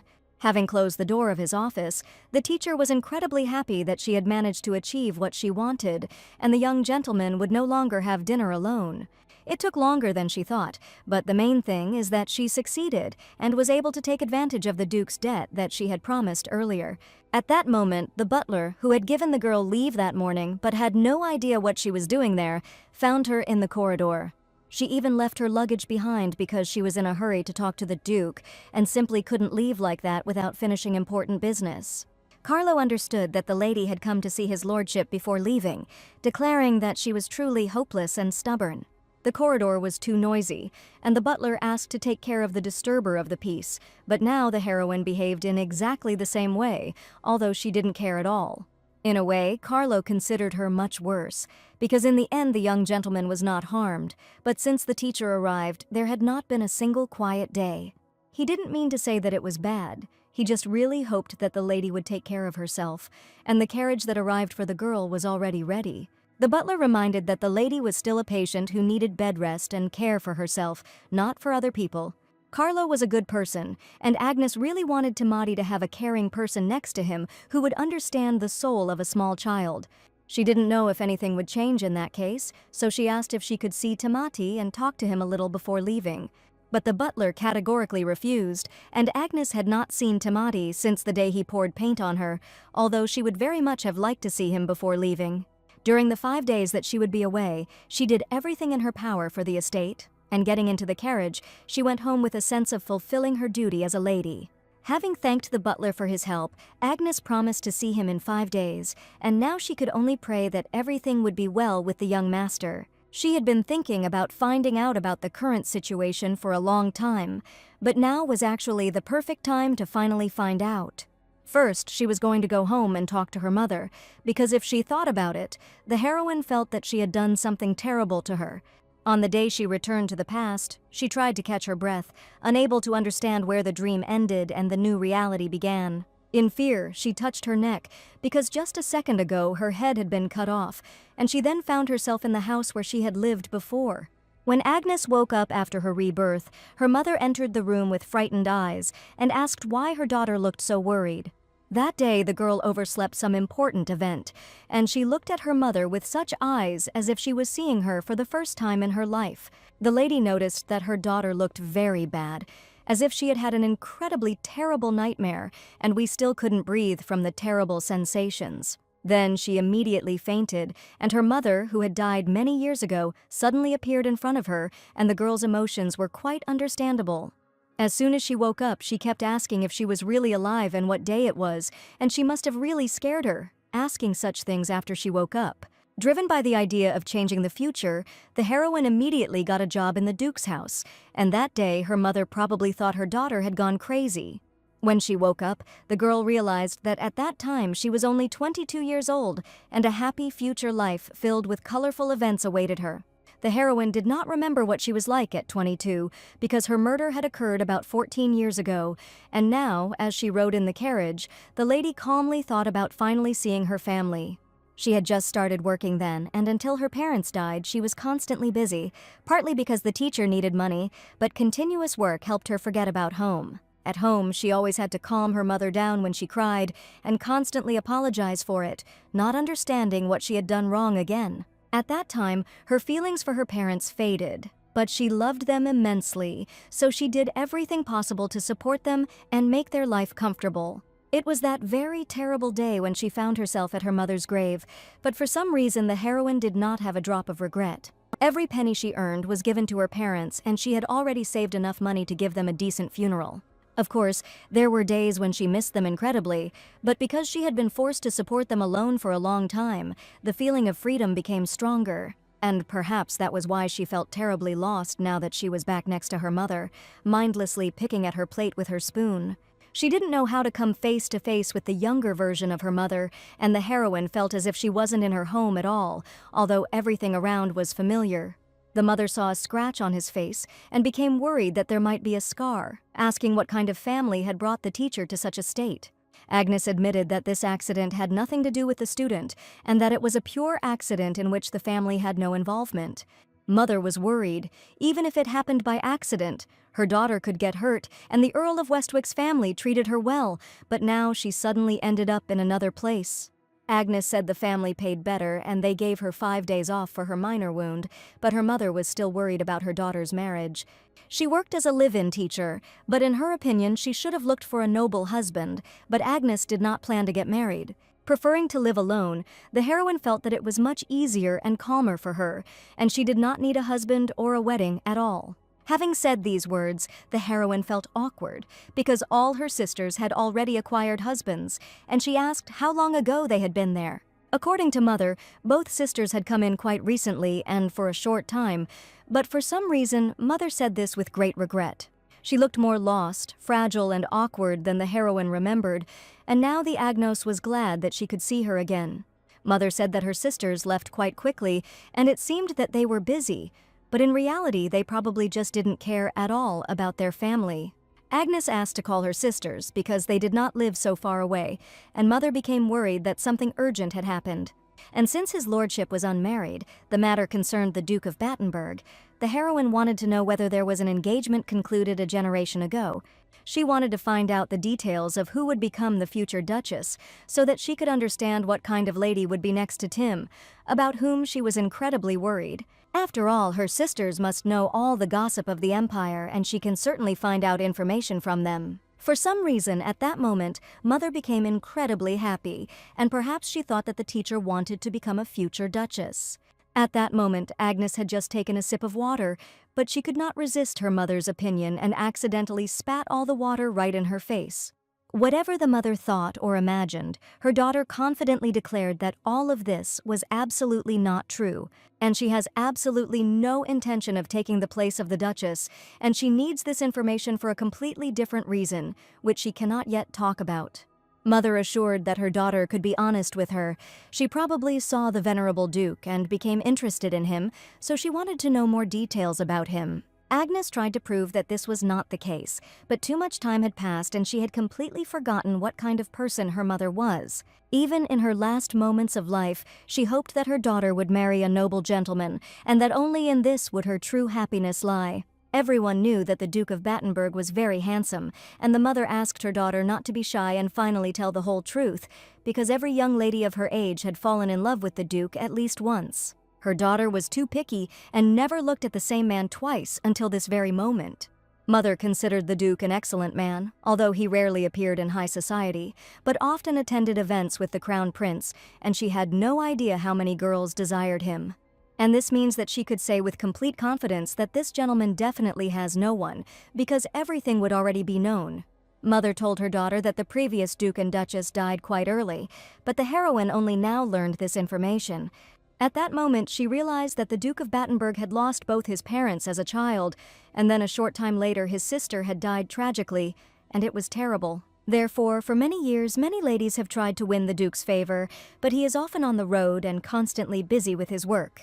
Agnes asked if that meant that no one had ever heard of the Duke being close to anyone or even dating any girls.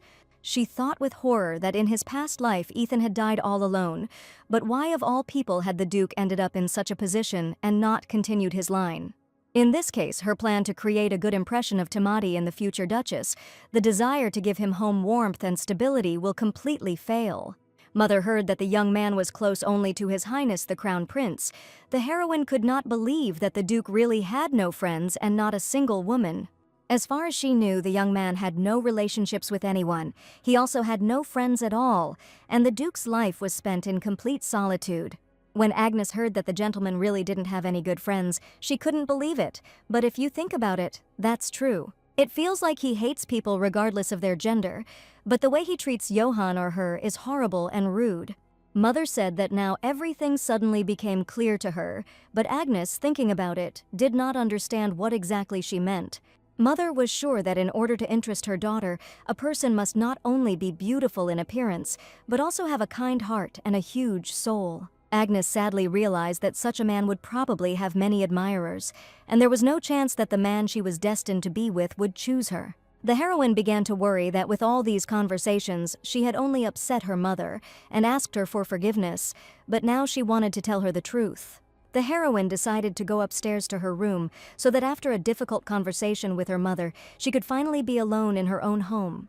She understood that now her mother could burst into tears again, assuring that she had in no way upset her and that she just wanted to be alone.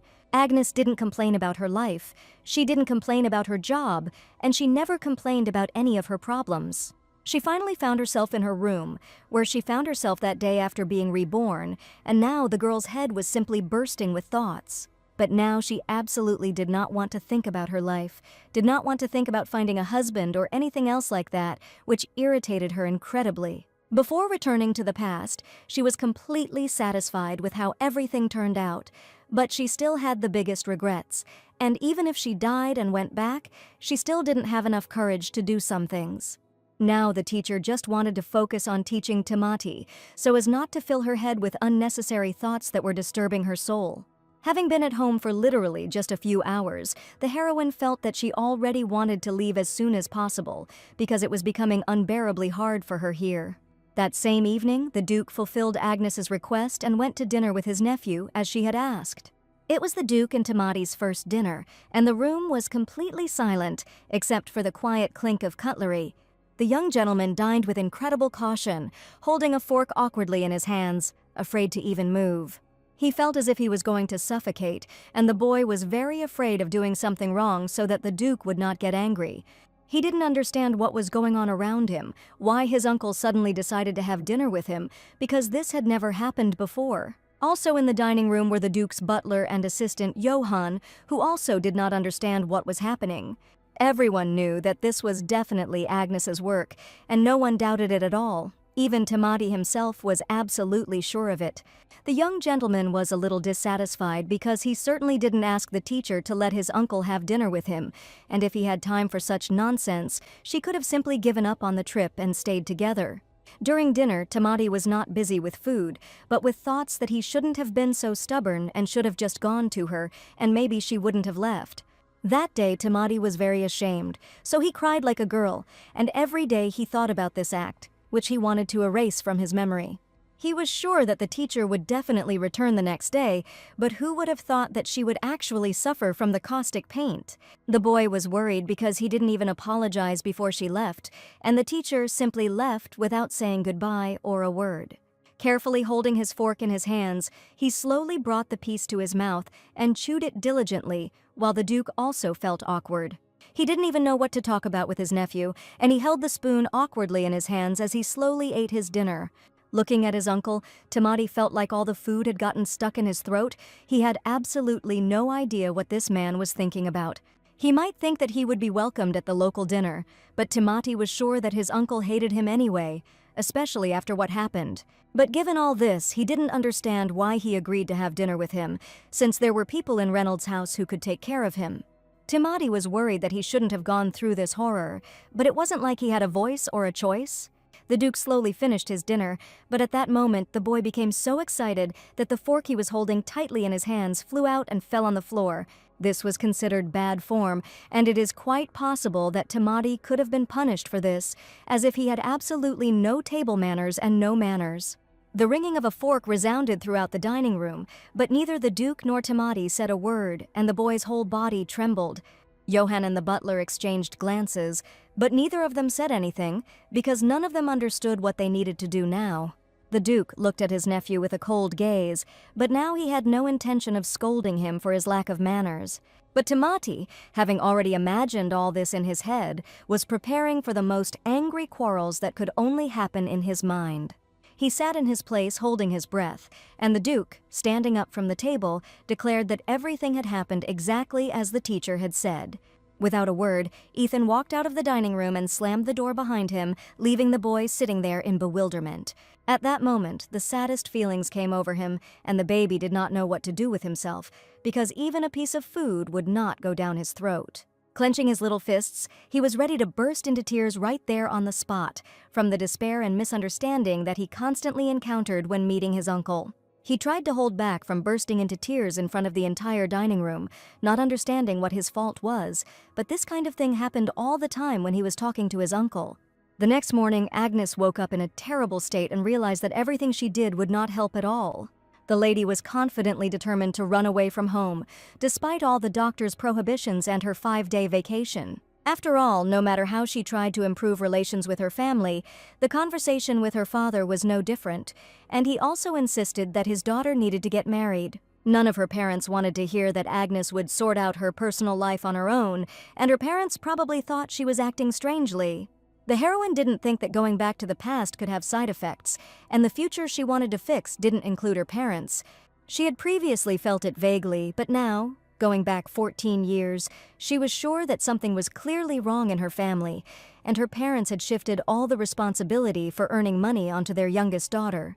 Her father needed to take medication, and although her mother was not in good health, the heroine understood that she could do something if she wanted to. It was all quite strange, and she only realized it after her revival, and now she had no idea how to fix her relationship with her parents. In any case, looking in the mirror, she realized that the fashion of 14 years ago was simply awful, but she made an important decision and was going to leave home. Agnes felt that if she stayed in this house any longer, she would simply suffocate under her parents' persistence, and this morning she quietly descended the stairs. She had no chance to talk to Earl Westwick, but this was just a great chance to see him. But suddenly Mother showed up. Someone came to their house to see her. This turned out to be even more unexpected because no one could have appeared here this morning.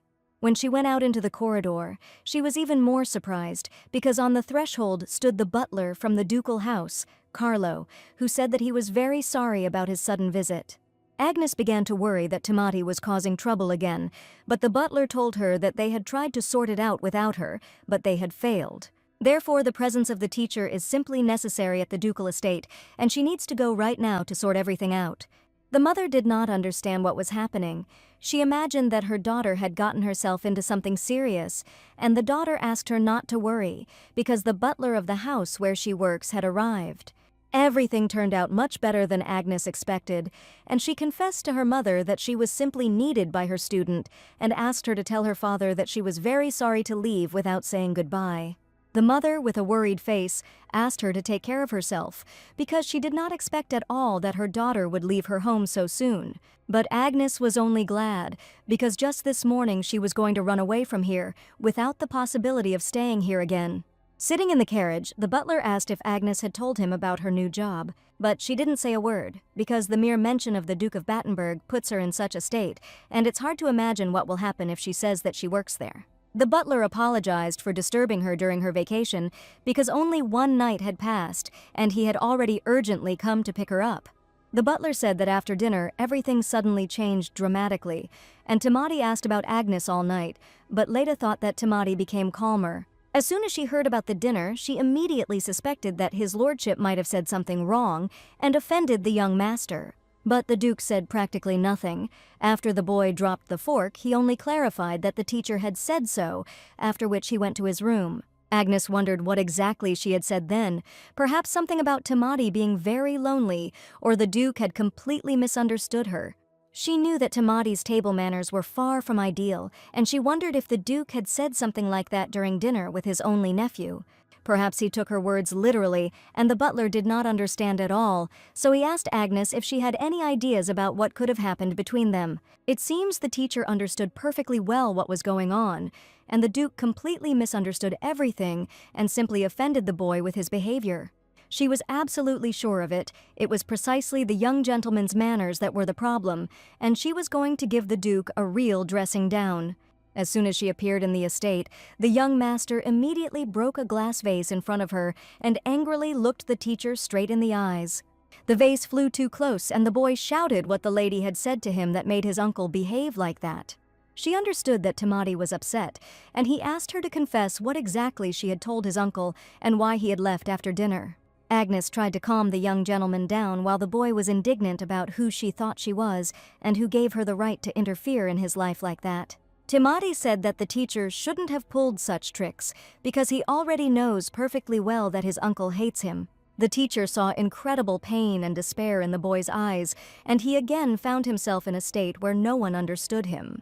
Now he really looked like a little devil, and he really wanted Agnes to confess honestly, but if that wasn't the case, let her at least lie. The teacher stood there in bewilderment, seeing the young gentleman's disappointment. I understand that she probably made a huge mistake. Timati is not just a child who needs affection. A whole year has passed since he arrived here. And this year is more than enough time for a child who has lost his parents to receive deep emotional wounds that he cannot cope with on his own. Agnes said she didn't know for sure, but the boy was sure that the teacher knew everything perfectly well. She asked him if he knew what the Duke of Battenberg felt for his nephew, and wanted to say that this was precisely the fact that none of them knew. Perhaps the Duke does not know what kind of person Timati really is, and she tried to convey this to the young gentleman, who was simply at the height of anger. Timati's behavior seemed to be the same as on the first day of their acquaintance. He asked if she had just called his uncle a fool. But this was not the case at all, and Agnes wanted to say that if you don't know a person well, you should talk to him so that you can finally understand each other. Timati asked to forget about it and just stop interfering, and warned that if the teacher did something similar, he would never forgive her. He assured her that his uncle hated him, and he hated him back, and the little boy promised that once he grew up, they would no longer have to hate each other. That was the problem, and the heroine did all this just to change the future, but all she heard was the loud screams of the little devil. The heroine thought deeply and closed her eyes, and the boy began to get even angrier. She sat down in front of him again and asked him to call her teacher or Agnes, and she promised to think about his words. But she asked to wait a little and not make such a weighty decision, because what happened yesterday will never happen again. Timati really wanted to believe her words, but his little soul was raging and torn apart by his uncle's inexplicable betrayal. Agnes wasn't going to pay attention to the boy's behavior, and admitted that he could have simply called her instead of throwing and breaking things around the estate. After all, he could have been hurt by the shards of a broken vase, and even if he was angry about food, you can't throw things. Timati understood perfectly well that he was rich and could do whatever he wanted with his things, but Nos assured him that this house did not yet belong to him. But even despite her words, he only replied that his uncle was richer than him, and he could afford to buy any of the broken things at any time. He called Agnes petty and didn't understand why she would get upset about something like that, since they were just things. Even when the little devil was so angry, he still calmed down very quickly, because the child was still a child. And just because Timati once cried in her arms, the teacher still had no intention of letting down her guard, and grabbing the boy, threw him over her fragile shoulder. Timati felt embarrassed, and the teacher angrily declared that she had heard that the young gentleman had not slept all last night. His heart may have opened a little, but Agnes had rushed and made a mistake that made him mistrust her again, and she was going to fix that. She knew she had to be more careful and strategic from now on, suggesting to the young master that he finish for today and hold the classes tomorrow. Putting the boy on the floor, Timati indignantly declared that both his parents were tall. Agnes laughed that Timati was the shortest of them. The boy's anger gradually gave way to other feelings, and after the teacher carried him on her shoulder through the entire corridor, he calmed down a little. The boy angrily entered his room and slammed the door so hard that Agnes was almost knocked over by the loud impact. Still, the young gentleman had the most unpleasant character, but Agnes was perfectly prepared for this. The teacher wished Timati sweet dreams in a gentle voice so that he would feel support and care. If you think about it, in the future, Timati grew up to be quite a tall young man, and the heroine decided to clean his room while he was sleeping. Although, according to her memories, he was an incredibly thin boy with light, tousled hair. Maybe that's why he turned out to be so fragile, and if you look into it, Timati was only 21 years old when he died at the hands of his uncle. A child who desperately wanted to be considered an adult without having a worthy example to follow, grew up with a completely broken soul. The teacher decided to clean up the office, and it seemed that now she understood why everything turned out the way it did, and the boy's heart was completely broken. Understanding her enemy was a rather strange feeling, because having returned to the past, the heroine managed to meet little Timati and her killer. Timati wanted to grow up as quickly as possible. Even now he insisted that he was already quite grown up. But no matter how big your body is, if your mind has matured, no one will treat you as an adult, and the future Marquise was just like that. At 15, he created a huge scandal, an illegitimate pregnancy with 2 children. Everything turned into chaos. Because of this, he got illegitimate twins. And it was for this reason that he was exiled to the territory of the Marquis of Reynald, and there people began to treat him like an adult. But did he want this at that time? The teacher didn't know who his fiancée was, whether he had such an agreement, because if he married this girl, then children would certainly appear. Knowing that something like this would happen, she would pay more attention to gossip, because now Agnost couldn't even remember who his fiancé was. After being reborn, she thought she just needed to correct this little devil's behavior. But this was too naive, and the heroine still has a long way to go. But for now, she has at least finished cleaning. She needed to improve Timati's relationship with the Duke, help him make friends, but she didn't understand how to convince Ethan that the boy needed communication. Despite the angry words of the young gentleman, who imagined himself to be an adult marquis, she believed that everything would be exactly as she wanted. And now she needed to find out the name of the bride, but she had no idea how to do this. Agnes had a lot to find out, and a lot of things to do, and at that moment the girl realized that she was finished. The nephew, neglected by his uncle, will rebel in the future, and in order to avoid tragedy, she must explain something to the Duke. Tragedy may be inevitable, and in the future the Duke will kill him with his own hands, so for now he must treat the boy as family. It sounded absolutely crazy, and even Timati noticed during the lesson that the teacher had gone crazy. The boy was indignant when the teacher told him to read a book while she went about her own business. She asked to read it and talk about it later if something was unclear. She promised to explain, but Timati hated it when he didn't understand something. He carefully turned the pages of the textbook, delving into every line, and he was truly interested in learning. Although Tamati was always grumbling, he was surprisingly focused and well-informed, and it seemed his parents had made an effort to educate him. History lessons should be boring, but Tamati read the book on his own, wanting to understand everything before discussing the material with Agnes. This children's book had more text than pictures, but Tamati still found it interesting, and this boy was incredibly smart. Watching Tamati read, Agnes even wondered if the young gentleman was really a genius. Suddenly the boy stopped and told the teacher to put it away immediately, and she thought that he had suddenly become bored with the book. But Tamati talked about her eyes. She looked at him too intently, and therefore he could not concentrate. The lady found it funny that the boy was nervous, and she decided to take a short walk, warning him that if he got lonely, he could just call her. Agnes burst out laughing, and Tamati, grabbing the textbook, shouted for the teacher to leave the room and not interfere with him reading. It all seemed too cute, and that was why Agnes enjoyed teaching so much. The butler found her in the corridor, asked if something had happened, and then she told him that she had simply given the young gentleman a little time. There were rumors that his lordship had gone somewhere, or you decided to find out if it was true. Carlo admitted that the Duke had been patient so far, but he was not at all interested in teaching Tamati, and if things continued, his reaction would be unexpected. The butler noticed that Agnes and the young gentleman were getting along and suggested that they simply continue their studies. But if something urgent happens, he will definitely hand it over to him personally, and the teacher asked if everything would go smoothly in that case. She was sure the problem would not go away, but Tamati was too smart a child. But the boy still continued to be capricious, and she asked the butler if he had ever thought about it. She knew that Tamati was being capricious for only one reason: he needed the attention of the Duke, an adult. If the two never get along, the child will become more stubborn and things will only get worse in the end. The heroine knew perfectly well the future of these two people, and then the Duke simply joined the rebellion. The butler admitted that, unfortunately, his lordship was busy, and he was not one of those whom Agnes could see simply at her own discretion. Looking out the window, Agnes saw the Duke standing below, which meant that his lordship had finally returned. He was indeed standing on the threshold of the estate with his master Tristan, but nothing was known of his arrival. Since the Duke returned completely unexpectedly, the butler hurried to meet him and greet the venerable gentleman. He ran down the stairs and, out of breath, stopped opposite the Duke, meeting my lord. Ethan warned him that he had a guest with him, but the young man was surprised why Agnes was standing next to the butler. Carlo said that the young gentleman insisted, and he had no choice but to return it yesterday, but unfortunately, he did not have time to inform the gentleman. Agnes thought it was just the perfect time to discuss something with the gentleman about Tamati. Tristan had never seen the girl there before, and asked Ethan to introduce them to each other. Tristan even noticed that the Duke seemed a little disappointed to see the teacher here. The gentleman asked the butler how many years he had been visiting this estate, and as it turned out, more than 10 years had passed. The young man cried out joyfully. Since so many years had passed, the Duke's people were also his people. But Ethan only looked haughtily at Mr. Tristan, while he rejoiced and smiled from ear to ear.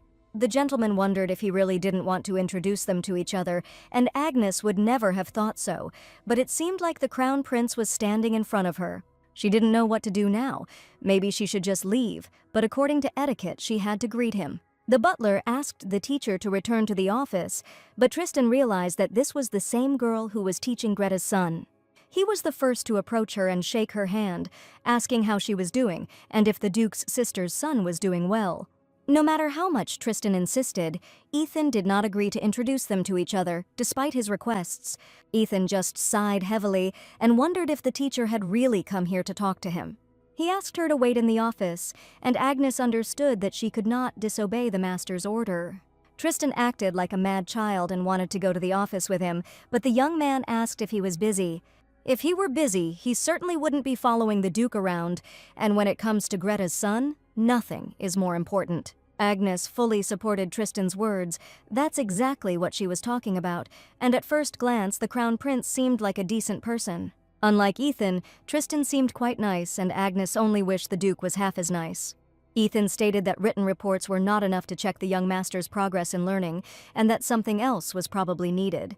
The Duke had previously said he wanted to improve his relationship with his only nephew, and Agnes hoped the Duke would be involved in his studies as a guardian.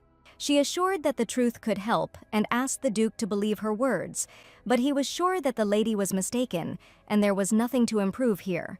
For some reason, he looked at the teacher with distrust and thought that a typical swindler would have said exactly the same thing. Agnes didn't think the Duke would give in so easily, and her method didn't work, so she said that if the Duke distanced himself from his nephew, it would only get worse. She asked him what exactly he had said to him at dinner, but he simply repeated the teacher's words that he lacked table manners. Agnes's indignation knew no bounds because she said that he lacked manners compared to an adult.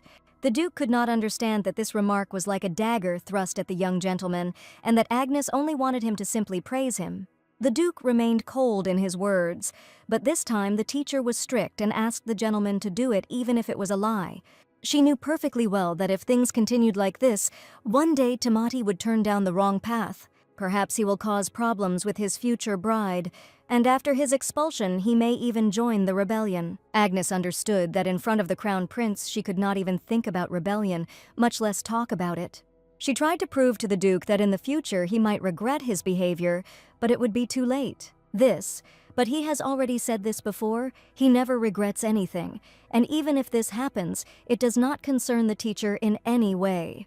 She knew that in order for Tamati to grow up properly, he needed the love and attention of his guardian, be it horse riding, even fencing, or something else.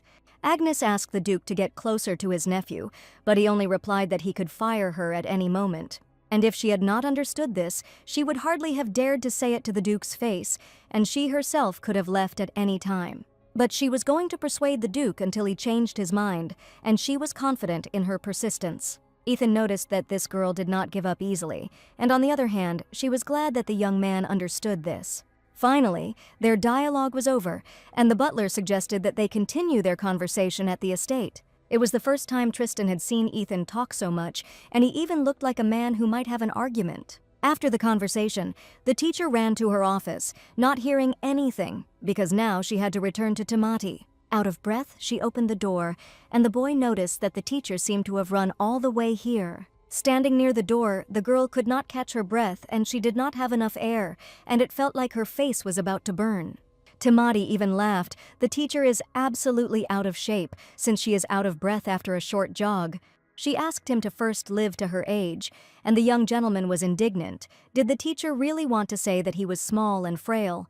But he knew that he would soon grow up and become big, and even now he is sure that he is almost big. Agnes approached the young gentleman and replied sweetly that he was thinking correctly, and that he would soon be as tall as she was. And in just a few years, the young gentleman will become much taller, wiser, and smarter. Tamati again caught the teacher's strange look, which always puzzled him.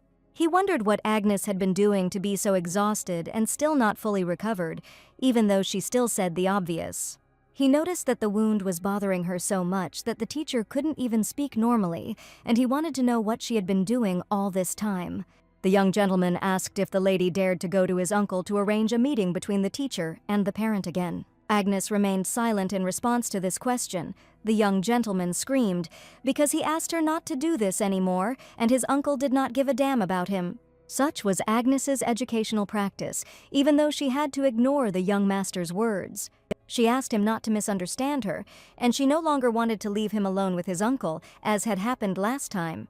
She promised that the young gentleman would not suffer anymore, and she was very sorry that this happened, and Tamati wanted to stay away from him. Agnes admitted that the Duke simply didn't know how to get along with a child, despite the fact that he himself had once been a child. The lady wanted Tamati to be honest with her, and in some way the young gentleman understood his uncle's behavior. And if Ethan really didn't like him, Agnes promised to change her educational policy. Tamati called this conversation simply funny, because he knew that the teacher was completely incapable of lying. But Agnes did promise to change the training, admitting that she just wanted the young master to be happy. She carefully took his hand so that the young master would feel supported, but he still could not fully open his soul. He was just angry. Who was the teacher to say something like that? Who did she even think she was? Agnes asked him to tell the truth, and if he really hated the Duke, he just needed to say so and she would stop everything. This time Tamati thought about her words, because when she held his hands, he did not feel that she was lying now. Looking away, the boy sadly asked to do what the teacher wanted. After all, deep down inside, for some reason, he really hated that he had such an indifferent uncle. When Greta was alive, she was constantly with her little son, and one day he caught her writing a letter. That day, the boy asked if he could see what his mother had written. She wrote a letter to Uncle Ethan again, and when Tamati asked about him, she was glad that the boy remembered him, although they had never met. Greta always praised her brother and said what an amazing, kind person he was. The lady hugged her son with all her care and was happy that he was growing up to be a smart and handsome boy. Then the baby was incredibly happy because he was surrounded by the care and affection of his mother every day. She talked a lot about her brother, but Tamati was still too young to understand that it was not easy to head the ducal house at such an age. Greta loved her brother very much, despite his rude nature, but he always treated his sister very well. For her, he was someone she was incredibly proud of, and she was even more proud of her little son Tamati. Greta suggested that the boy write his uncle 1 or 2 lines, and each time she expected that her brother would write her back. That's exactly how Greta spoke about her brother, but when Tamati stood before his cold eyes, he felt like a rabbit in front of a boa constrictor. The young gentleman hated one thing about his character more than anything else. The Duke never once tried to get to know him. Tamati was sure that she didn't love him, but he just wanted to get at least a drop of attention. He just wanted to be recognized. He dreamed that his uncle would be proud, and that the young gentleman was in fact the son of his sister, the loving and caring Greta. The boy told his teacher about this, and she advised him to just continue doing what he had been doing, promising to take care of the rest. Agnes wanted Tamati to simply trust her, no matter what, no matter his deep emotional pain and resentment towards his uncle. At that moment, Tristan and the Duke were in his office. The young man wondered why he had not called him as soon as he had such a funny man. Tristan had never seen anyone stand so confidently before his master, and even the Dolia he liked could barely say a word. Not to mention his knights, who were afraid of just one look from the Duke, which sent shivers down their spines. If I had said even a word to the Duke, he would certainly have answered her with joy, but it was precisely because of his gaze that she could not utter a word. To be honest, Tristan knew what Ethan was like before, but everyone around him had no idea. He was sure that someday Dahlia would gather the courage to speak to the Duke for the first time, but it was unlikely to happen soon. Tristan wondered if Ethan would ever tell him the teacher's name, since he still hadn't told him anything about her. The Duke took it as an order, but it was only a small request, and the master asked him if he really didn't want to do it. Tristan continued to joke and laugh, but the Duke remained cold and only looked at his friend with contempt. The Crown Prince realized that, judging by the girl's appearance, she was about 20 years old and very young. And in a squeaky voice, he asked if the Duke really wanted him to come up and find out her name personally. Ethan knew it was pointless to argue with Tristan, so he gave in and named Agnes May Graham. The gentleman had never heard this name before, the Duke said. She is the daughter of a baron. The young man noted that for a man who was resisting, he knew quite a lot about her, but Ethan insisted that he had learned about it by accident. He had learned this from the daily training reports for the last 2 weeks, and Tristan wondered if he had read them all. He burst out laughing when he heard the teacher lying in front of his door until he heard her report. Tristan laughed out loud, and he really liked this girl already, because there was something funny in her eccentricity. The Duke thought she was a strange woman, because it was not often that you saw a person with manure on her hands extending her hand for a handshake. At that time, the Duke even found it funny, and he told Tristan that on the day they first met, Agnes had actually been lying in the horse stable.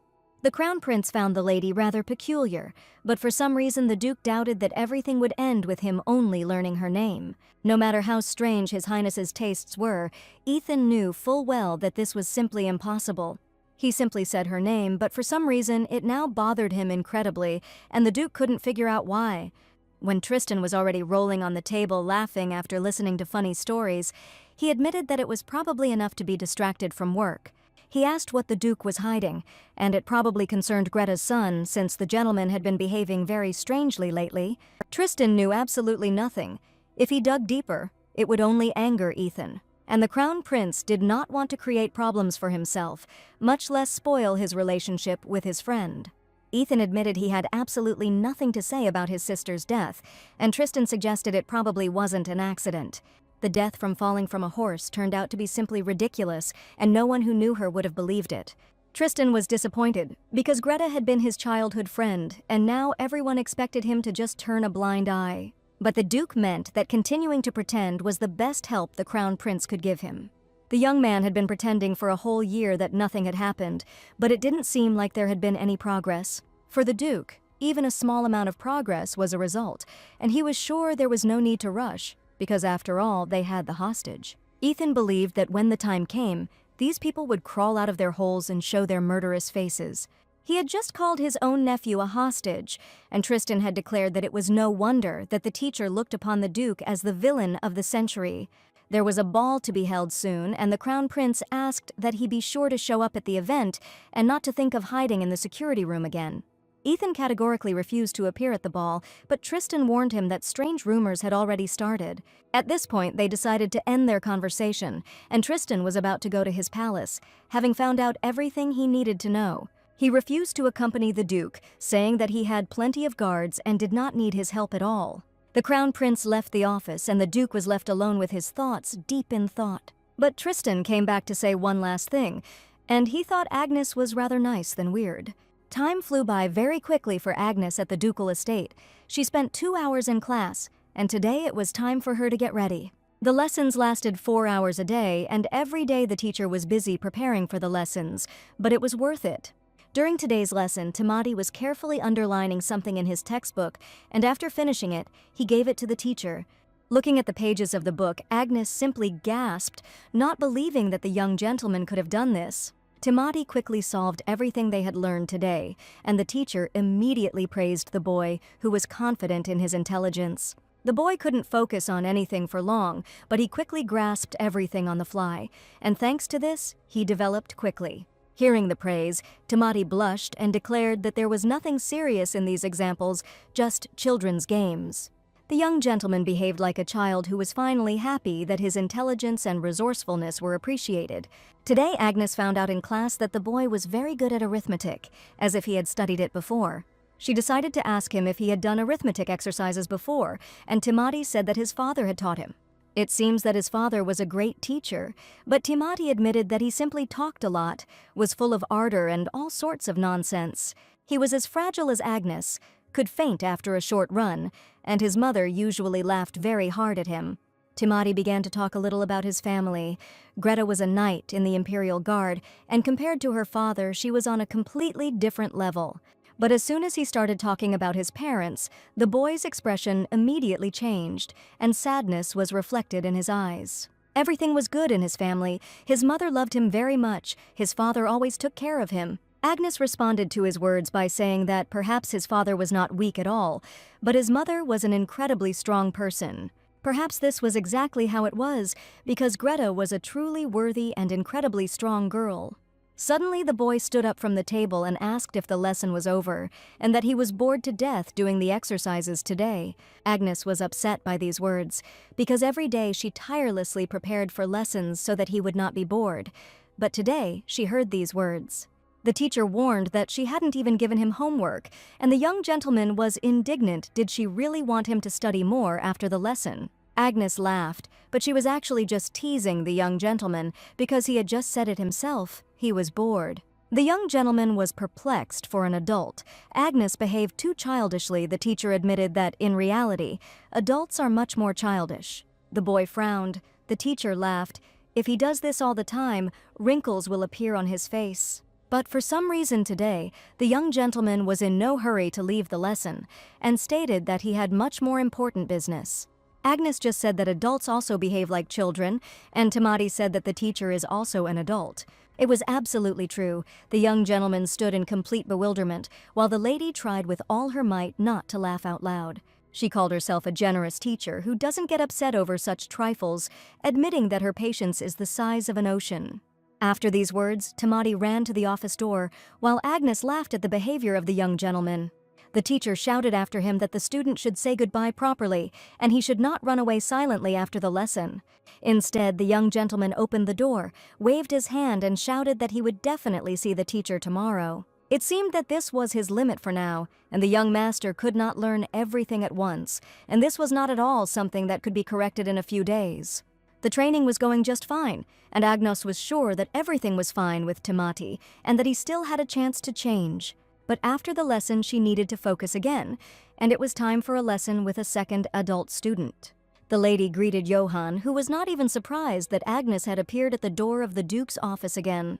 He was informed that his lordship had given the teacher permission to enter, and it seemed that he had finally acknowledged her persistence.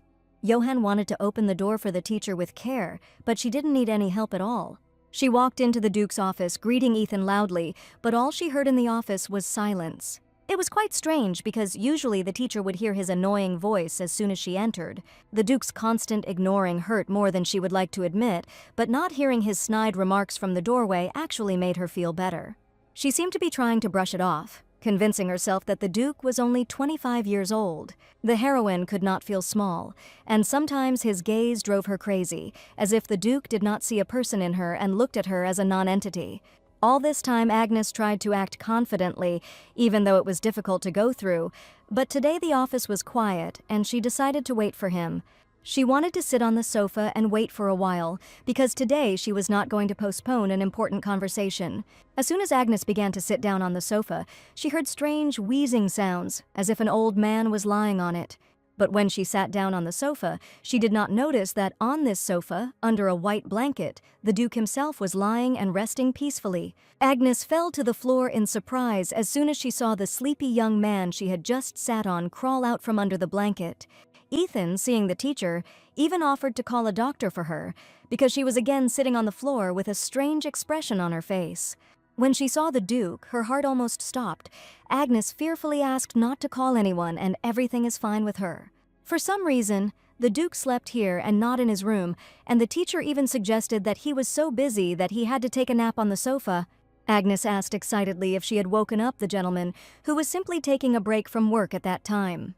The Duke admitted that there was someone causing too much noise in the estate today, and he had not rested since the beginning, and had not slept for a long time. Agnes noticed that the gentleman looked incredibly sleepy, and he simply needed rest more than ever now.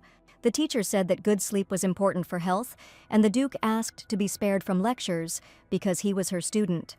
But if Ethan were her student, she would never have allowed him to stay up all night and work constantly without rest. Being a student does not mean that the teacher will always be listened to, but Agnes continued to say that if you listen to the teacher, you can achieve good results.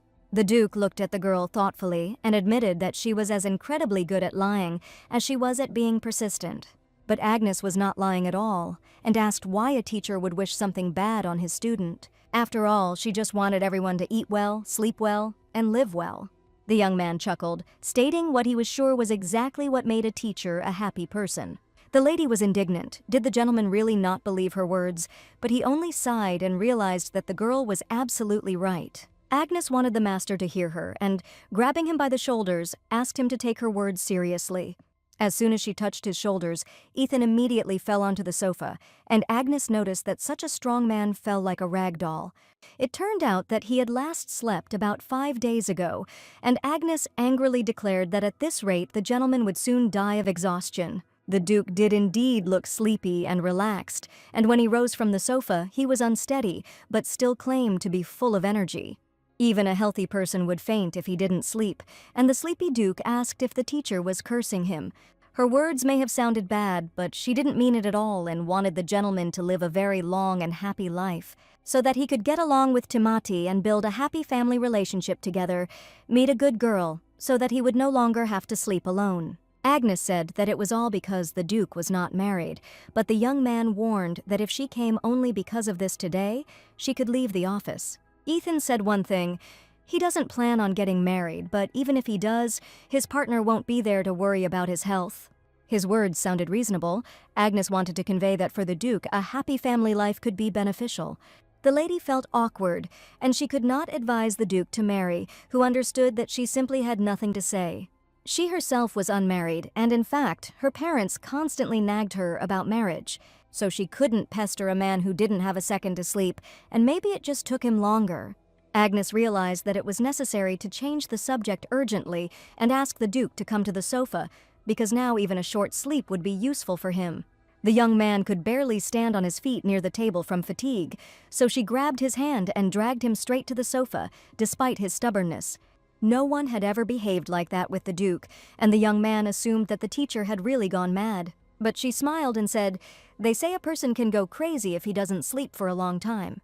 She sat him down on the couch and asked him to take a nap before he really went nuts with fatigue. Agnes even thoughtfully covered the Duke with a blanket so that he could finally get some sleep. She had to take care of her adult textbook, which she had just put to bed, and promised to guard the door so that no one would disturb him. The lady left the office, wishing the gentleman sweet dreams, confident that he would fall asleep immediately. But the Duke only looked in bewilderment at the teacher, who ran out of the office. This girl was too strange. The heroine was sure that the Duke would finally sleep peacefully, but as soon as she closed the office door, an unexpected meeting awaited her. Mr. Tristan stood near the door. He immediately recognized the teacher, whom he had never managed to meet. The lady understood that Her Highness the Crown Prince was in front of her, and she tried to greet him formally, but Tristan did not need it. It was etiquette, but Tristan smiled and admitted that the way she treated Ethan, she was capable of avoiding formality. The lady was embarrassed to admit it, and she had behaved terribly at the time, trying to prove something to the Duke, but the Crown Prince was having fun at the time. He suggested that we address each other informally, and would prefer a less formal address when he was outside the palace. She couldn't resist the words of the Crown Prince, and since the young man really said so, it meant that the lady could behave freely. Tristan admitted that he liked the teacher's straightforwardness and asked if she had just talked to Ethan. Tristan came to see the Duke, as he had some free time, and decided to take advantage of it. So the young man confessed that he simply ran away from the palace, inside which he felt as if he was suffocating.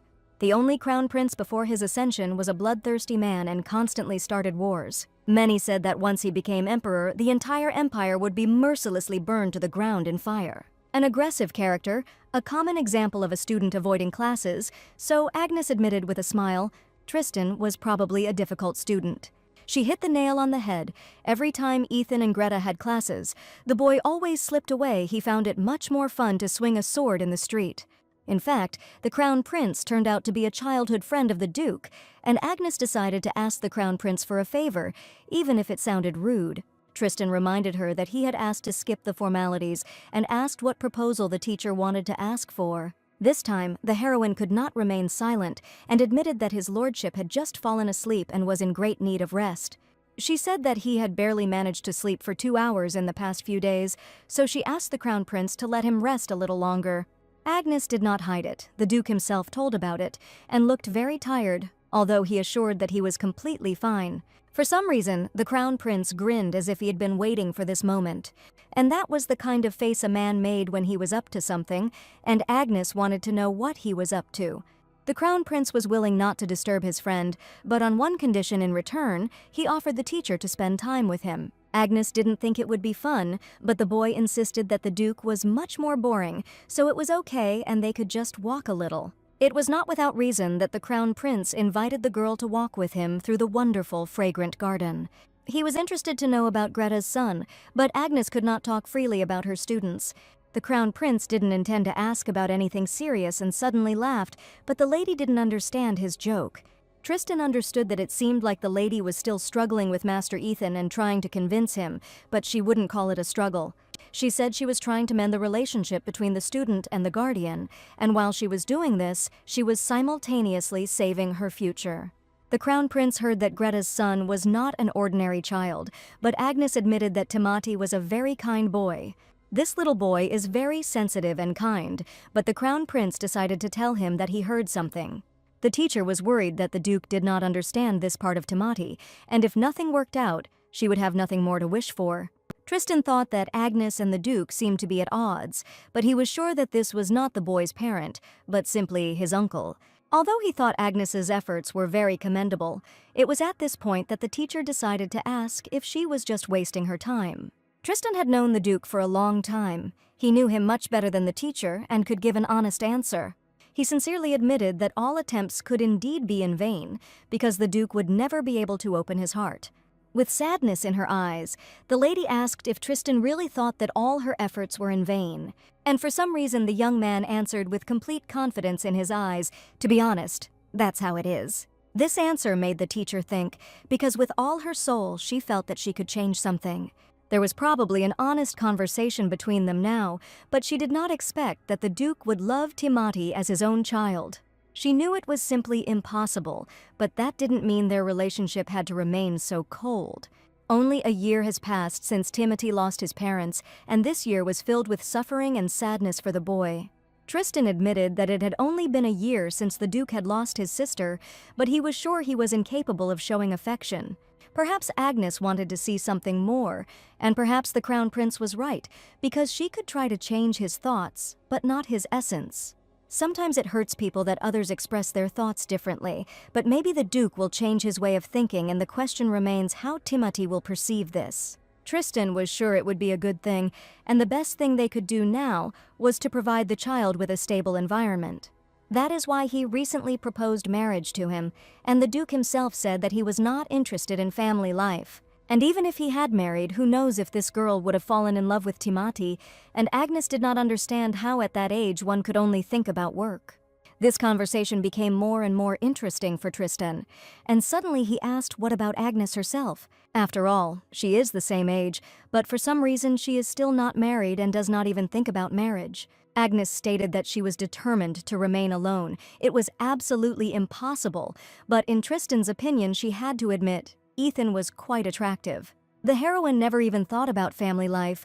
She didn't care about romance because she simply didn't want to die.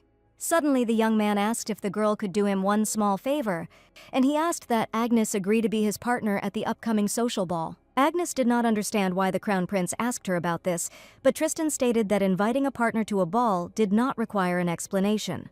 And in any case, she would go with him because he was not going to accept a refusal as an answer to his application. In that case, Agnes wondered why the young man had asked about it at all, but Tristan was sure that as soon as the Duke found out about it, he would definitely show up. The Crown Prince played his game, trying to draw the teacher into it, who could not refuse because of his high title. The young man confessed that the teacher must understand that the Duke cannot give them the care that she so asks for, and in that case his wife must do it. He said that it just so happened that his cousin was interested in the Duke, and she was one of those ladies who would embrace his nephew with love. Tristan just wanted the Duke to finally pay attention to Dahlia, because then Timothy would be surrounded by love and care. Hearing this, Agnes was incredibly happy and asked why the Crown Prince did not tell her about this from the very beginning. Soon the young gentleman found out that the teacher was going to the ball. He was outraged by who she was going to go there with. Agnes said that the Crown Prince had asked her to be his partner and that she was going to go with him. For the teacher, this was not such an important matter, since there was still a whole month left before the ball. For some reason, the young gentleman, upon hearing this, became incredibly upset and asked again if he was really planning to go here. The next second, a storm of anger engulfed him, and he simply began to shout, "Is it true that the teacher wants to go to the ball?" The heroine admitted that she could not refuse the Crown Prince himself because he offered to become his partner. He said he wouldn't take no for an answer, and the teacher promised to just be there for him, look around a bit, and come back right away. She couldn't tell the young gentleman that his uncle was going to look at the future bride. She had only heard that the imperial ball was an incredibly luxurious event, so she always dreamed of attending it at least once in her life. Agnes dreamed of visiting it with the groom her parents had once chosen for her.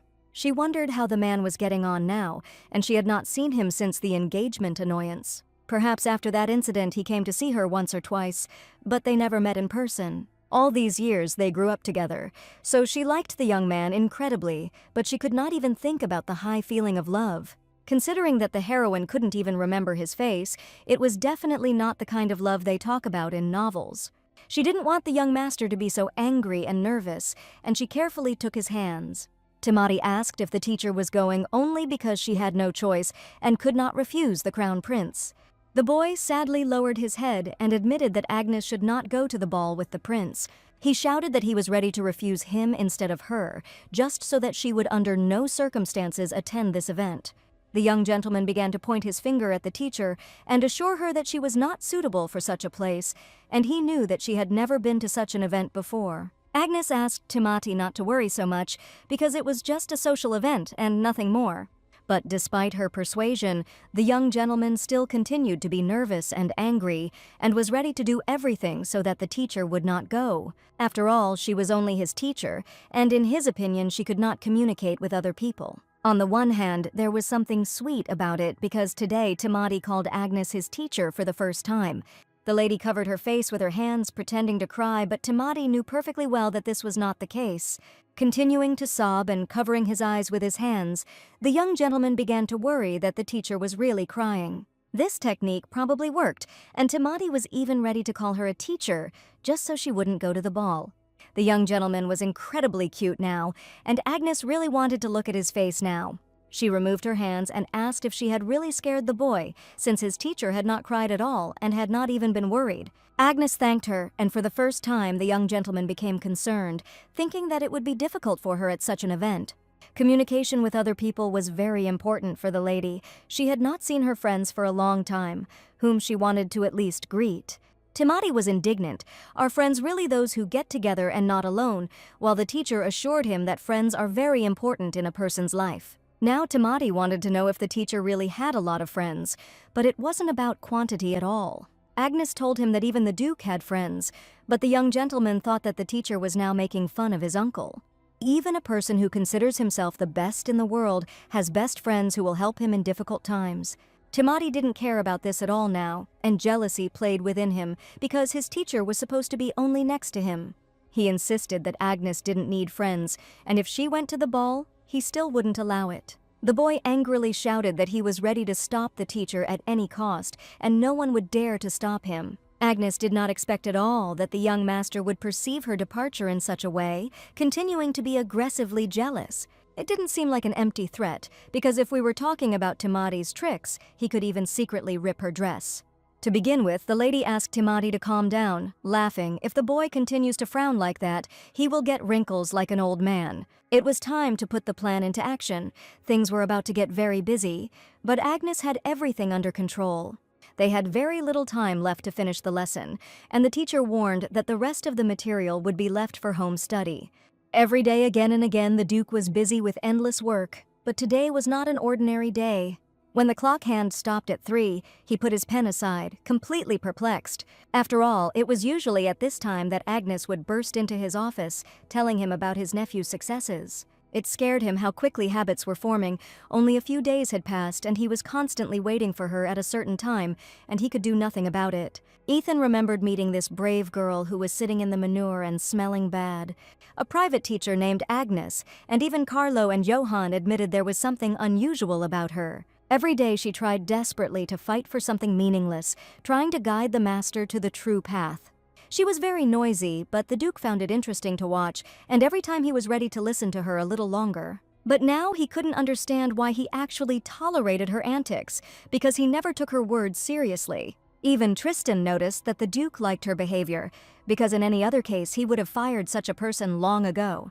The way this girl stood her ground without flinching was simply amazing, otherwise the Duke would not have allowed her to behave like that in the first place.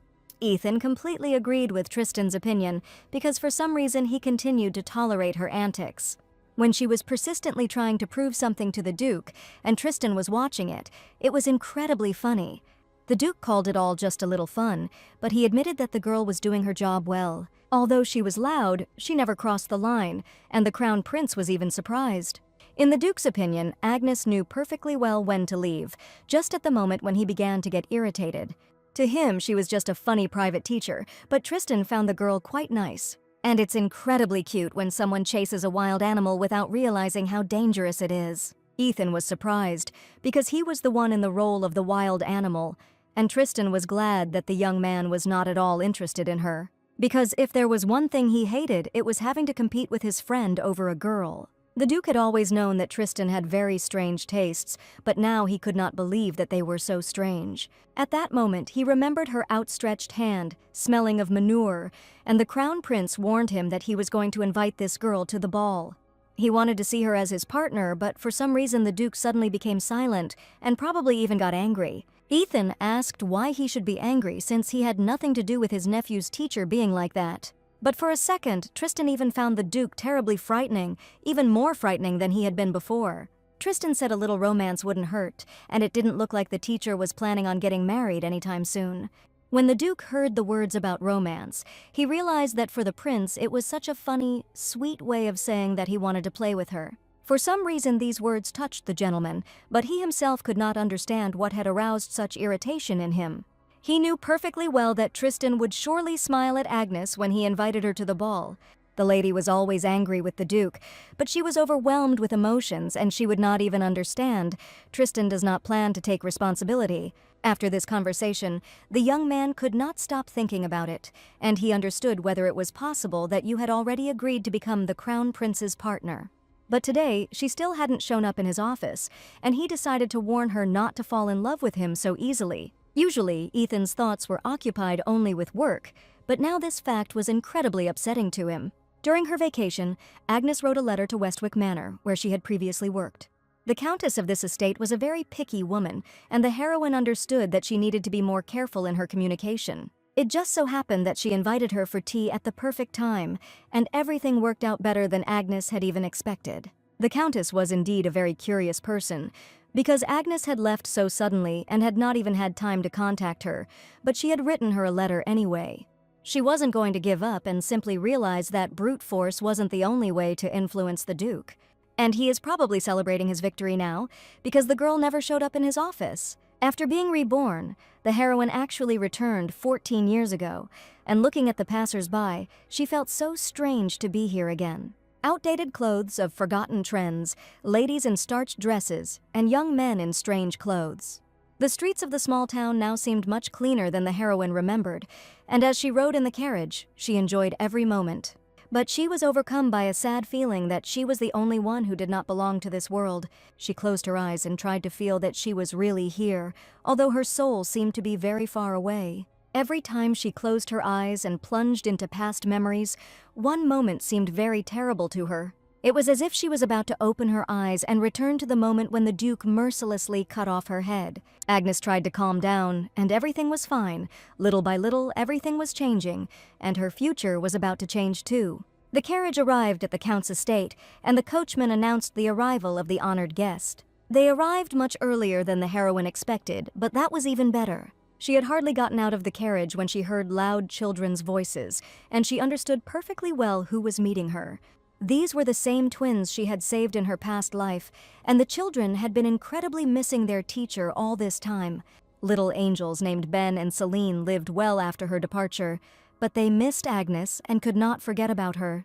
Ben immediately asked how Agnes had been doing all this time, and she happily admitted that she was doing well now.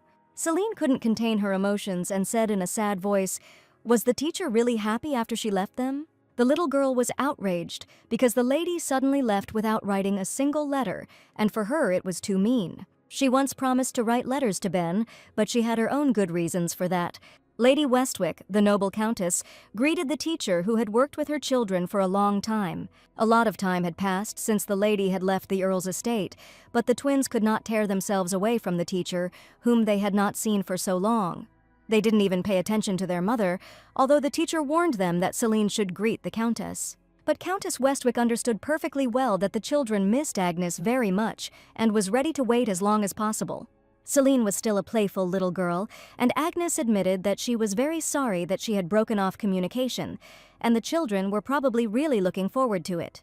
She was so busy that she didn't even have time to write a couple of lines, but she never forgot about the children and thought about them constantly. As soon as I had some free time, she immediately came to them, and after telling the twins about it, they understood everything. Agnes was very sorry that she was late, but she missed the twins terribly.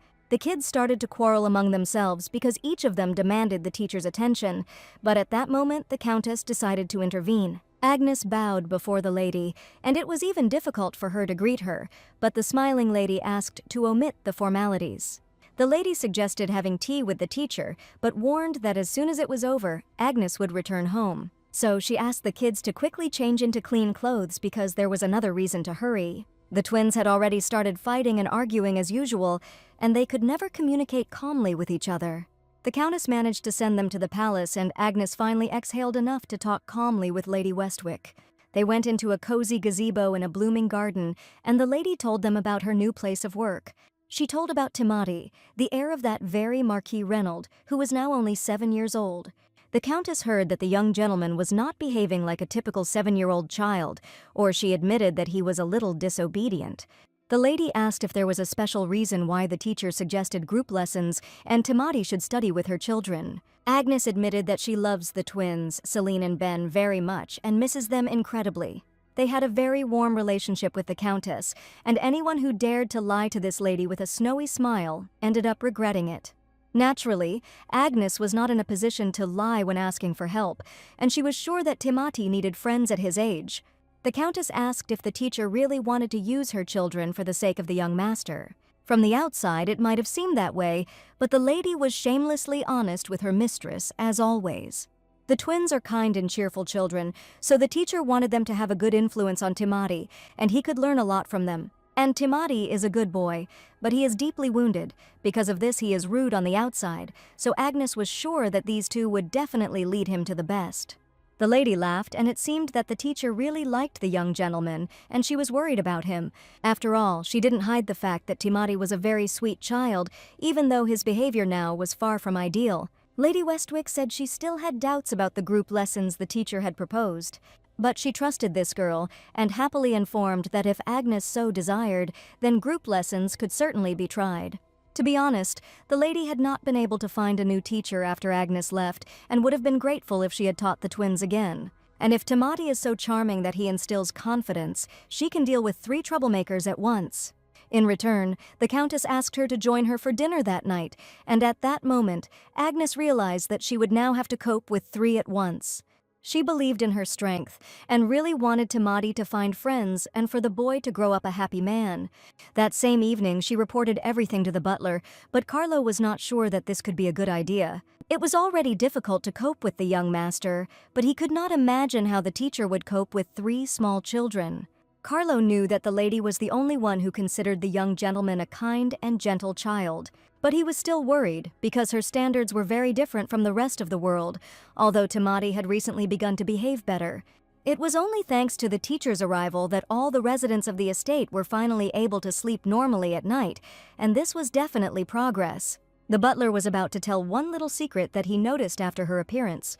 When the lesson ends, Timati now continues to read books, although during lessons he always shouts that 4 hours is enough and he is bored. But now the young gentleman, instead of playing rough pranks after dinner and a bath, goes straight to bed and doesn't talk to the other workers at all. Timati shows no interest in anyone else, and the teacher heard this information for the first time.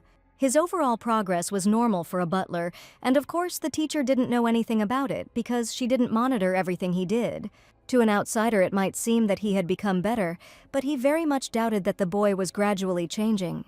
For some reason, this information incredibly upset the young lady, and she only silently looked at the butler, without understanding at all where she had made a mistake, and day after day she tried incredibly hard to help the young master. As he became softer, the people around him also became softer, but for some reason he began to isolate himself from the whole society. She was sure that if Timati treated others the same way he treated her, many would love him, and he would be glad to receive this love. Timati with difficulty opened his heart, but only to Agnes, and he still did not trust anyone else. Of course, it would be too easy if he had corrected himself in a month, then Timati's life would not have gone to waste in the teacher's opinion. That is why she suggested introducing group lessons, and Timati needs to learn how important other people are in his life. Carlo knew the teacher was absolutely sure of it, and they had no other choice, suggesting sending a man to Westwick to coordinate the schedule. Agnes hoped that the butler would understand her correctly, and bowing, she was incredibly grateful to him. But he asked if she had told the young gentleman about this, since they first needed to get his consent. Although young Mr. Timati is quite small, he still has the status of a marquis, even if it is just a matter of making friends. The butler was sure that, given his status, even friends should be made with caution, and the master's communication was under the control of the Duke. Agnes had never heard of this before and just wanted the boy to finally have friends. Perhaps she acted too rashly. At that moment, she felt incredibly awkward. She intended to obtain his lordship's permission tomorrow and apologized for having acted too hastily. The butler said politely, "No need to apologize, and as soon as the teacher gets permission, they can continue this topic." His lordship would hardly mind. After talking with the girl's butler, it seemed like today would never end. She didn't understand why Timati stopped communicating with everyone except her, but most importantly, he stopped playing offensive pranks. The only desire today was to just go to bed early today and talk about group lessons tomorrow. But as soon as she decided to go to her room, she saw an uninvited guest on the threshold. It was Mr. Ethan, who asked if the teacher was returning home from work too late. For some reason, the Duke was waiting for Agnes outside the room, and for a moment she stopped, not understanding what was happening. It was almost 11 o'clock at night, and Agnes was just about to go to bed, and the Duke decided to find out what she had been doing all this time. Agnes was afraid that she would have to give an account of what she had done, and that was the only thought in her head. The Duke was indignant. Usually the lady has something to say and is more talkative, but everything she did was exclusively about the young gentleman. But as for what she had been doing all this time, she wasn't going to tell Ethan anything. The young man still stood persistently near her door as if demanding some explanation, but the lady was not going to report. She only asked if she could go to her room since the Duke blocked her way to the door. But the young man insistently asked her to answer where she had been and what the teacher had been doing all this time. The lady assumed that the gentleman was worried that she had done something inappropriate, but assured him that he should not think so and that she had certainly not disgraced his reputation during this time. Suddenly the Duke asked if the girl was with the Crown Prince at that time, but the window did not even expect to hear such a question. Ethan said he heard Tristan invite the teacher as a partner, and somehow he managed to find out about it. Out of nowhere, Ethan began to say that the teacher was not allowed to meet with the Crown Prince, and after his words, Agnes was completely perplexed. She did not understand why the Duke suddenly started talking about the Crown Prince and the invitation to the ball. And did she really want to say that a girl like her could not attract a titled gentleman? Agnes said she only accepted the invitation because he wouldn't take no for an answer, and she didn't intend to cause trouble for anyone. The heroine did not like it at all when someone gave her advice and angrily declared that the young man should leave if that was all he wanted to say. Agnes confessed that she had never forgotten her position, and it was strange that the Duke was standing at her door trying to find out something. In a fit of anger, the heroine declared that it would be wonderful if she went on a nice walk with His Highness, but today she returned from the Westwick family. And while we were on the subject, Agnes said that she suggested a group lesson to help Timati with his social development. The lady was confident she had said everything that needed to be said and was now asking the Duke to move away from the door while Ethan asked her to calm down for at least a second. Since he had come here personally, the lady understood that she would only calm down if he finally moved away from the door of her room. He carefully placed his hand on her neck, after which the girl immediately stopped screaming. Finally, there was peace and quiet for the Duke, and he timidly immediately removed his hand from her delicate skin. Something strange had just happened, and the Duke even smiled, but the heroine could not understand at all why he had touched her hair and neck. Suddenly, the young man said that his words about being delusional were a mistake and asked for forgiveness. He just wanted to tell the lady to be careful and not to suffer from someone's stupid pranks. In fact, he wanted to warn her and understood that she had to choose wisely who she associated with, and Agnes understood that he was simply worried. But such behavior was completely impossible for the Duke, and he carefully took the girl by the waist. The heroine closed her eyes from the unexpected touch, closing her eyes, completely not understanding what Ethan had in mind. But he simply took her by the waist to move her to another place and carefully opened the door to her room. The Duke also warned against walking so late at night and asked to return before about 9 in the evening. After he left, the lady was perplexed, and her face twisted in surprise and incomprehension. The Duke had just said strange words. Choose wisely, don't get hurt, don't come back late. She didn't understand what that had to do with her. Even her father never said anything about a curfew, but for some reason this man decided to act like this. Even though last night was a little awkward, the preparation for group lessons went smoothly. But for now, the teacher kept it a secret from Timati. Now she needed to focus on changing the butler's mind, and when Timati praised himself, she thought he was just bragging. But he reviewed and repeated the lessons to make sure, and it was no wonder that the boy had no time for homework. He probably wanted to impress the teacher, so today she decided to pretend she didn't understand anything. Haste could only do harm, and the lady decided to observe him during group classes to understand why he began to treat people like that.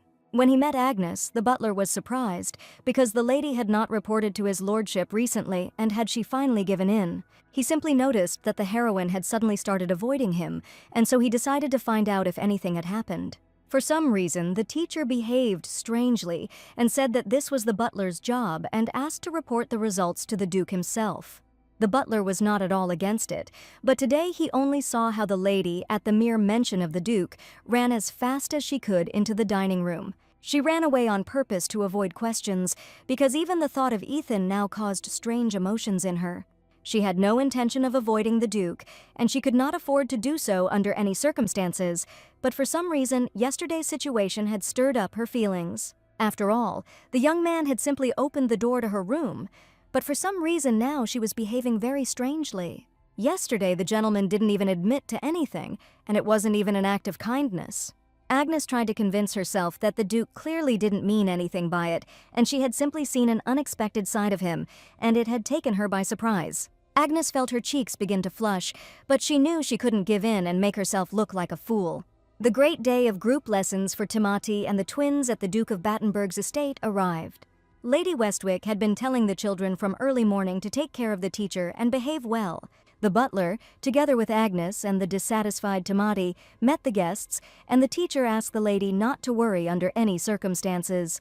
Mrs. Westwick left the children for a group lesson, and the butler politely invited her to follow him into the drawing room. The children waved their hands happily as soon as their mother left, promising to see her after the group lesson. Timati, looking at the little children who unexpectedly appeared in his palace, stopped dead in his tracks, not understanding what to do. To begin with, Agnes suggested that the children get to know each other and introduce the twins to young Mr. Timati. She understood that this was unexpected for the boy, but she warned him that from today they would start group lessons, but Timati didn't know anything about it. The teacher apologized for not telling the young gentleman in advance, but she did talk about the importance of group classes. The young gentleman immediately began to get nervous and shout, assuring that he absolutely did not need such lessons and why the teacher did not ask him. Timati did not understand why he needed friends, and after this question the teacher asked what the young gentleman wanted then. Looking at the lady, Timati admitted that she was the only friend he needed, and it was that same childish jealousy. The lady tried to convey that she was just a teacher, and not someone who could remain his friend for life. And everything is fine, and the boy just needs to get closer to new children to learn how to communicate with others. The young gentleman looked at the lady as if she had just betrayed his soul and broken his heart. But Agnes didn't even imagine that Timati would dislike this idea so much, but even in this state, he tried to talk about his feelings. The heroine could not allow Timati to grow up alone, because it seemed to her that the future Timati did not even know how to communicate with people. At that moment, the twins ran out in front of Agnes and shouted for the young master to stop scolding the teacher immediately. Celine called her teacher Agnes, and as soon as she said these words, the young master simply became furious. Timati did not understand what these children were talking about, who insisted that the boy had stolen their teacher, and Agnes said that before coming here she worked with these children. She asked the twins for a minute to talk to Timati, and she had not had the opportunity to talk to the young gentleman about the group lesson before. The twins always obeyed Agnes, and obediently went their separate ways to let her talk to the young master. The lady turned to the boy, who had stood like a stone mountain until now, and asked him to trust this time and join the children in learning. She promised that it would be much more fun this way, and she really hoped that the young master would now stop being angry. But instead, Timati, with tears in his eyes, asked Agnes to immediately disappear from his eyes so that he would never see her again. Celine walked up to the teacher and hugged her, saying that in that case they would take her away with them right now. After all, the young master himself just said that she should never show her face to him again. Celine squeezed the teacher's throat so tightly that she found it difficult to breathe, and the young master shouted for the girl to let her go immediately. At this point, a quarrel began between the children. When Celine tried to hug the teacher, the young gentleman assured her that Agnes would simply break down. Their conversation became increasingly tense. The young gentleman assured that she belonged to him. He would call her whatever he wanted. His anger crossed all boundaries, and Timati shouted for the little sly fox to immediately remove her pathetic little hands. Celine was indeed a very clever girl, and continued to tease the young gentleman, saying that his words embarrassed her. She held Agnes tightly and did not intend to remove her hands, and at that moment the young gentleman became so angry that he was simply exhausted with rage. Celine laughed that Timati called the teacher his, and that she is not at all someone's property or thing. The children continued to quarrel among themselves while Celine assured them that Agnes had recently been their teacher. And does the young master really think that she will always belong to him? Because if he doesn't like her, he shouldn't treat her so rudely. Celine asked the teacher to come back with them and asked why she allowed some kid to treat her like that. All this time, Agnes did not interfere in their argument, but Celine admitted that she was not going to be friends with the young master under any circumstances. But now, the moment had come when the teacher had to intervene, and she looked at the girl with a stern gaze. Celine stated that she hates it when someone talks to a teacher like she is a thing and treats her the same way. And the girl was indignant. Did the teacher really leave them to teach lessons to an impudent boor? The little girl was not going to accept this fact, but the young gentleman declared that he did not need her consent and did not want to hear her opinion. In that case, Celine asked her to fulfill her promise, because Timati had just said that he hated the teacher and wanted her to leave. They continued to argue, each trying to insist on their own, where Timati insisted that he had not said such a thing, and Celine proved the opposite. Now there was a struggle for the teacher's attention, and Celine tried to prove that the young master was too rude and said terrible words. But just now, Agnes noticed an incredibly sweet moment in their quarrel when Timati said out loud for the first time that he liked the teacher. She didn't even stop the two children from fighting and finally decided to intervene, suggesting that the children calm down and stop yelling. Timati insisted that in any case, Agnes was his teacher, and no matter how much Celine whined, she would never return to her. Celine said that the boy couldn't know this. If he continued to behave like a real rude person, the teacher would definitely leave him. It's just a matter of time until the moment comes when Agnes simply loses interest in him. The little girl seemed to know when to drive the young master crazy, and the boy was so tired of swearing that he simply asked her to shut up. Celine proved her truth by stating that they would treat the teacher much better than he did, and they loved her much more. Every word cut like a knife into the young master's heart, while Selina assured him that they even studied much better than he did. At some point, Agnes felt like she was completely out of place here, and the children continued to argue loudly among themselves. The lady couldn't even take sides, and during the argument she simply remained silent, realizing that teaching ethics did not allow this. Finally, when there was silence in the room, the young gentleman turned to Agnes with sad eyes. It was the first time he had called her teacher, and the lady had been trying for an incredibly long time to get him to treat her with respect. Timati tried incredibly hard and did not continue the scandal, admitting that if Agnes wanted to organize group lessons, he was ready to do it. The boy was filled with incredible emotions, and he only asked Agnes not to act as if these children were any different.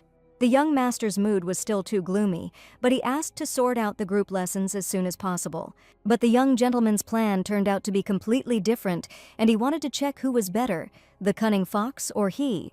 He called Celine a sly fox and called her little brother a sloth, because he never left the teacher's side and hugged her skirt. Now the boy, pointing his finger at the children, said that he wanted to find out as soon as possible which of them was really well educated. And this group lesson, in his opinion, should show which of them is better suited to the role of a good student, and from that moment on, a real struggle for Agnes's attention began between the children.